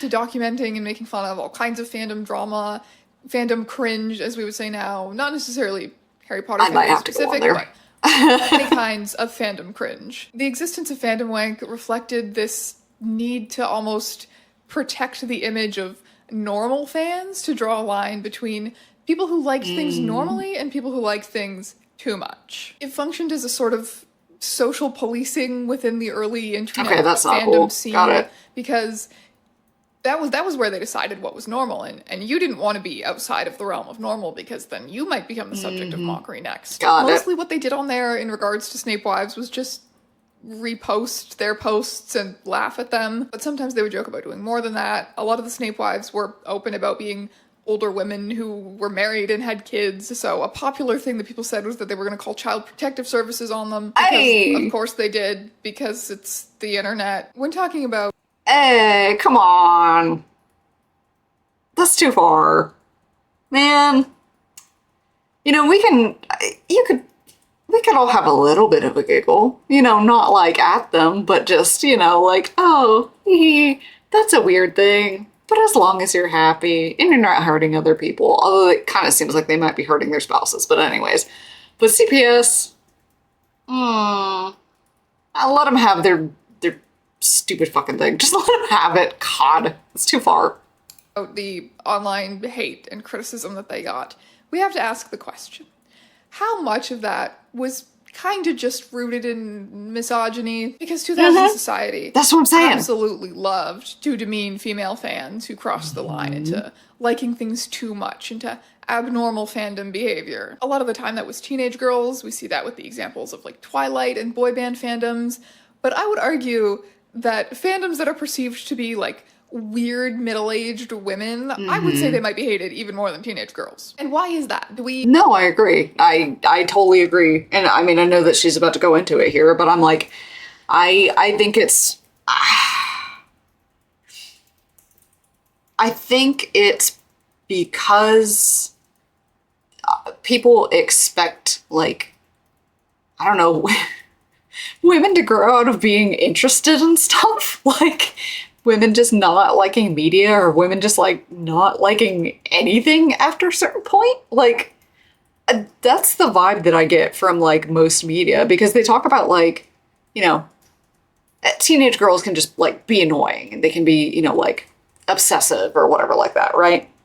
But the second that it's, like, you know, a woman late 30s or above, they're like, oh, you fucking ugly cat woman, like, oh, you must have like 80 cats and your house smells like piss and you're gonna be alone forever. It's like, whoa, okay, like that. So yeah, I don't know.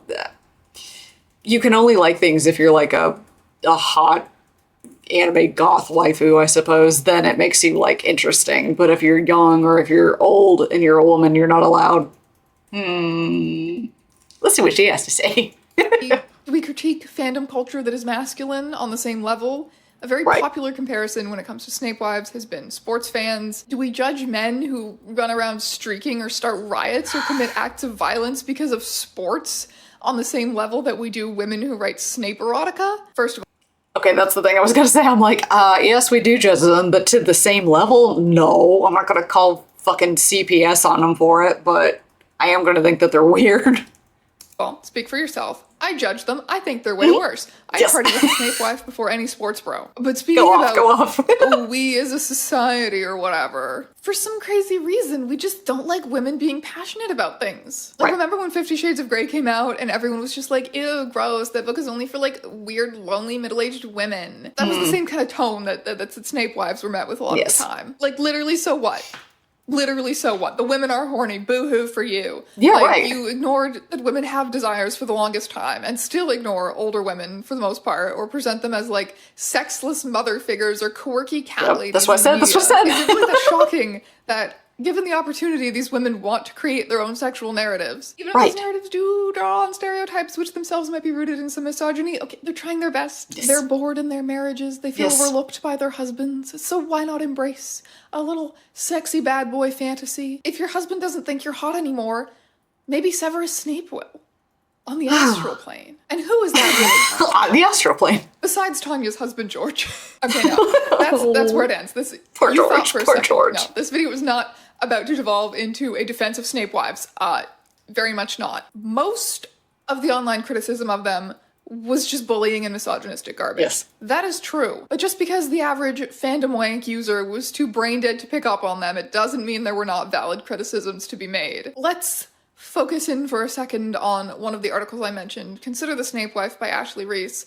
I really enjoyed reading it because she offers a perspective that I don't have as someone who was in the trenches back then, getting into a lot of discourse with Snape wives and other very passionate Snape fans. She and a friend, who she also talks to a bit in the article, who are both women of color, dedicated a lot of time in the 2000s to fighting with Snape fans online, because they found that the implications of defending him against all costs could quite quickly get sinister. That people who did could easily be pushed to defending sexism and racism.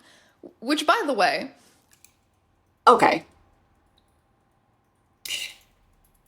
My problem is that the second that she said, they're women of color, I was like, I wonder how this weird fandom is going to do with that. I wonder how this weird cult is going to do with that. And apparently, it's exactly as bad as I thought. What a shocker! Yay! Are not fictional. This is unfortunately going to lead to me having to explain some of the plot of Harry Potter, but I will make it as fast as possible, I promise. Voldemort and the Death Eaters, who are his followers, are like a very clear, like, wizard Nazi allegory sort of thing. They want to purge the wizarding world of everyone who isn't a pure-blooded wizard. They want to get rid of wizards born to non-wizard parents. Snape's only friend growing up is Lily. He's in love with her in, like, the tragic, unrequited, incel-y sort of way. She is also a wizard born to non-wizard parents. Snape and Lily go to Hogwarts together, where Snape ends up being relentlessly bullied by James. Oh, God, sorry, I fucking... Nope, I literally forgot about it. I literally forgot about the screenshots. I forgot about this movie. James, who is like the cool Chad to Snape's greasy incel. Lily and James are Harry Potter's parents. They start dating in high school, which you can imagine feels great to Snape. So he calls Lily a slur and then joins up with the wizard Nazis. Great character arc there, Severus. The Snape wives and similar very passionate Snape fans don't like Lily. They do not like her as a character for her betrayal of Snape in dating and eventually marrying his bully. Ashley Reese writes, in retrospect, these debates over Lily and Snape were quasi-debates about race and gender. It always seemed as if their dislike of Lily stemmed from this idea that if they were in her shoes, they would have treated Snape with care, the nurturing he deserved. This reimagining of Lily as a more empathetic young woman has been a frequent theme in fanfiction, as well as suggesting that Lily's change of heart could have saved Snape from himself. So essentially, The choices and perspectives of a marginalized woman should have been sidelined in favor of coddling some man's ego. At no point was it on him to be the one with a little more empathy and not become a Nazi over high school drama. She should have been super cool with being called slurs and been I'm gonna let her finish. supportive and loyal to him, again, the more important man in this equation against all odds. Amazing, great point to argue, guys. Yeah. Protect that little slime ball's feelings, no matter what. He's a perfect, precious little angel, and nothing he says is wrong. And fuck that harlot for not dating him. Oh. Okay. I'm not even gonna say I'm fine, but okay. Yeah, the 2010s gave us incels, Gamergate, and a close-up look at how young men are radicalized by online right-wing extremism. Because of this, the excuses these fans made for Snape's callousness and attraction to radicalism have aged poorly. You don't fucking say! Right? Maybe it was much easier to empathize, even excuse Snape's behavior and his seduction to the dark in the 2000s, when the trope of the monstrous jock and vicious it girls reigned supreme. But fandom has changed significantly in the last decade, and so has the world of politics that influence it. But like I said, very few criticisms of the Snape wives were as articulate as Ashley Reese's. Most of what was said about them was just basically boiled down to, ew, old women, gross. Also, I am an atheist and very smart, and they are clearly delusional. But yes, they did have some messed up opinions. And even if there's a lot of whatever stupid fucking Harry Potter wizard allegories in there, they defended bigotry, they defended weird trad wifey subservience, they promoted purity culture and bullied other members for not being the right type of woman. It's just that most of the people talking about them online were no better. Everyone here sucks. Congrats, guys. You all suck. The Snape There are no good characters in this story. Except maybe, oh god, what was his name? Charles? Except maybe the one person's husband. Because so far, he just seems to be catch flack. I don't know what he was like as a husband. I don't know. But so far, he seems to be the only one that has a clean slate in this so far. Wives community is thought to have been in decline by 2007, around the same time as the release of the last Harry Potter book. There's a number of reasons for this. Number one is that all of the outside mockery made it difficult to sustain communities. And I don't just mean people saying mean stuff. It's the internet. There's a danger of doxing. There's a danger to their families and their careers. Like I was saying, people knew they had children and talked about calling Child Protective Services on them. And at some point, you gotta ask yourself, is this Snape cult really worth it? I know one woman left because she had this revelation that this was taking up way too much of her time and energy and that she needed to be spending more time with her children instead. Not to mention whatever the hell was going on with Tanya and her husband. Like, just, damn. This hobby is taking up my whole fucking week. I gotta scale it back. I can't. At some point, something this intense will take a toll on in real life relationships, and you just gotta ask yourself if it's worth it. And a lot of people decided it was not. The second reason is that they kind of just imploded, kind of just tore themselves apart with their own discourse. A lot of people didn't want to tolerate it and just left or lost interest. Many of them wrote their dramatic breakup letters to Snape when they did leave. The absolute nail in the coffin, though, in their falling apart was the breakup, the dramatic friend breakup between Rose and Tanya. Rose writes, Tanya was my Lily. She couldn't accept me for who I was. She couldn't deal with the close friendship we had. And what caused their falling out was that Rose's dedication to it waned, that she didn't want to be monogamous with only Snape anymore. And her husband, Kevin. He was there too, but... Maybe it was Kevin, not Charles. Kevin. Yeah.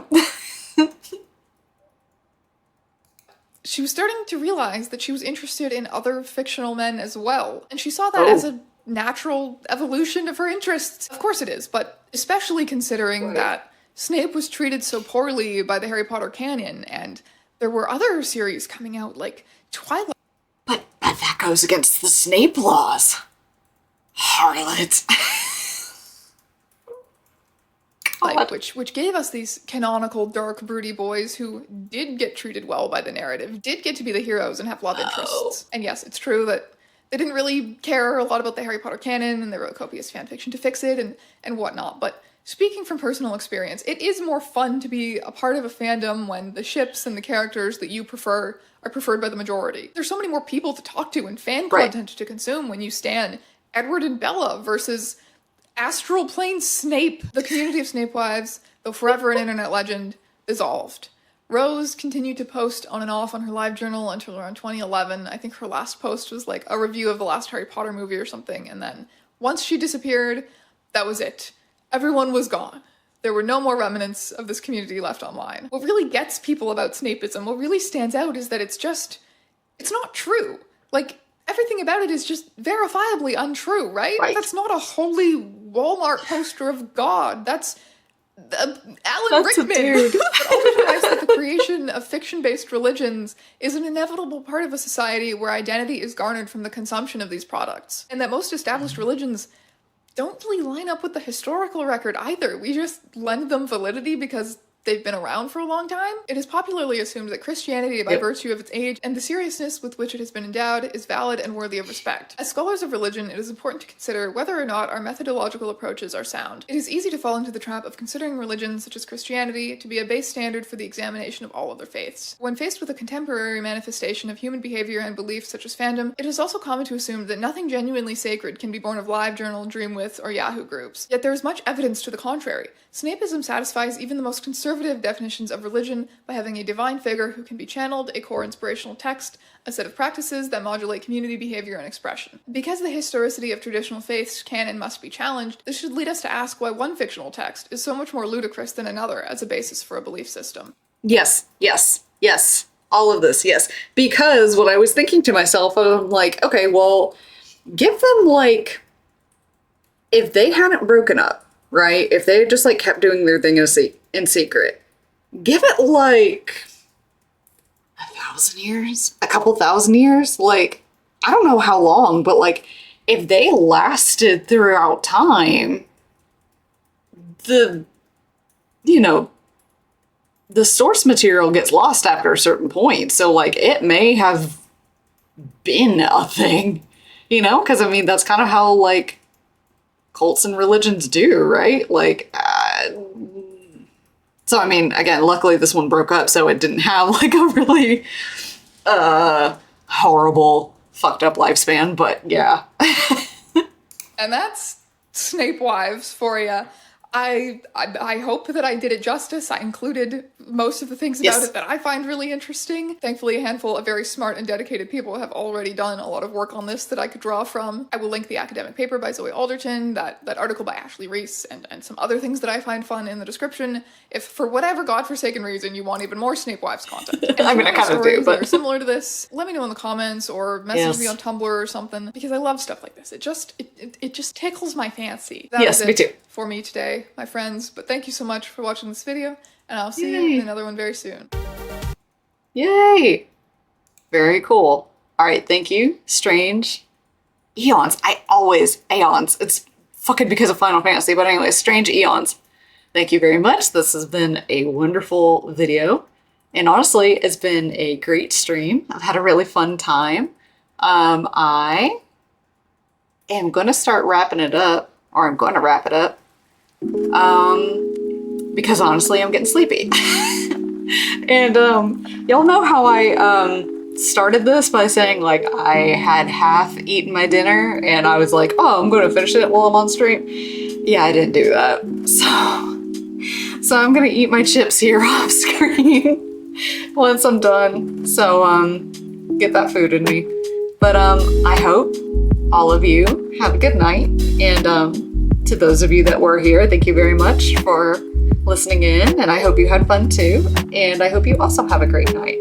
So, yeah, I still don't know my stream schedule yet. I'm thinking that this time works for me, so it may be something like 6 p.m. Eastern. I always want to say Eastern Standard Time, but whatever, Eastern Time.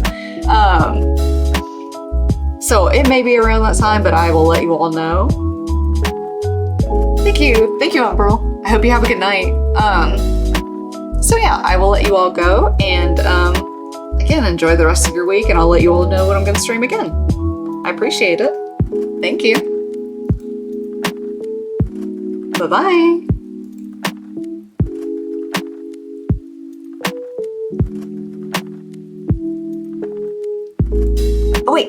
Oh, wait. I'm coming back for 1 second. Wait.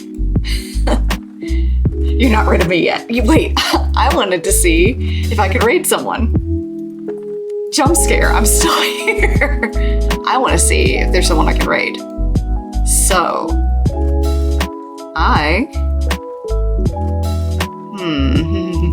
who all is here?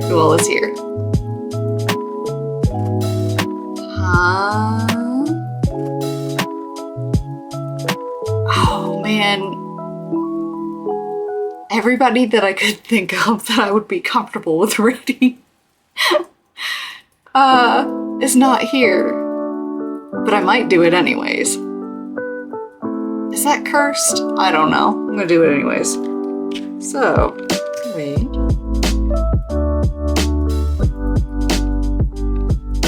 Wait, how do I do this?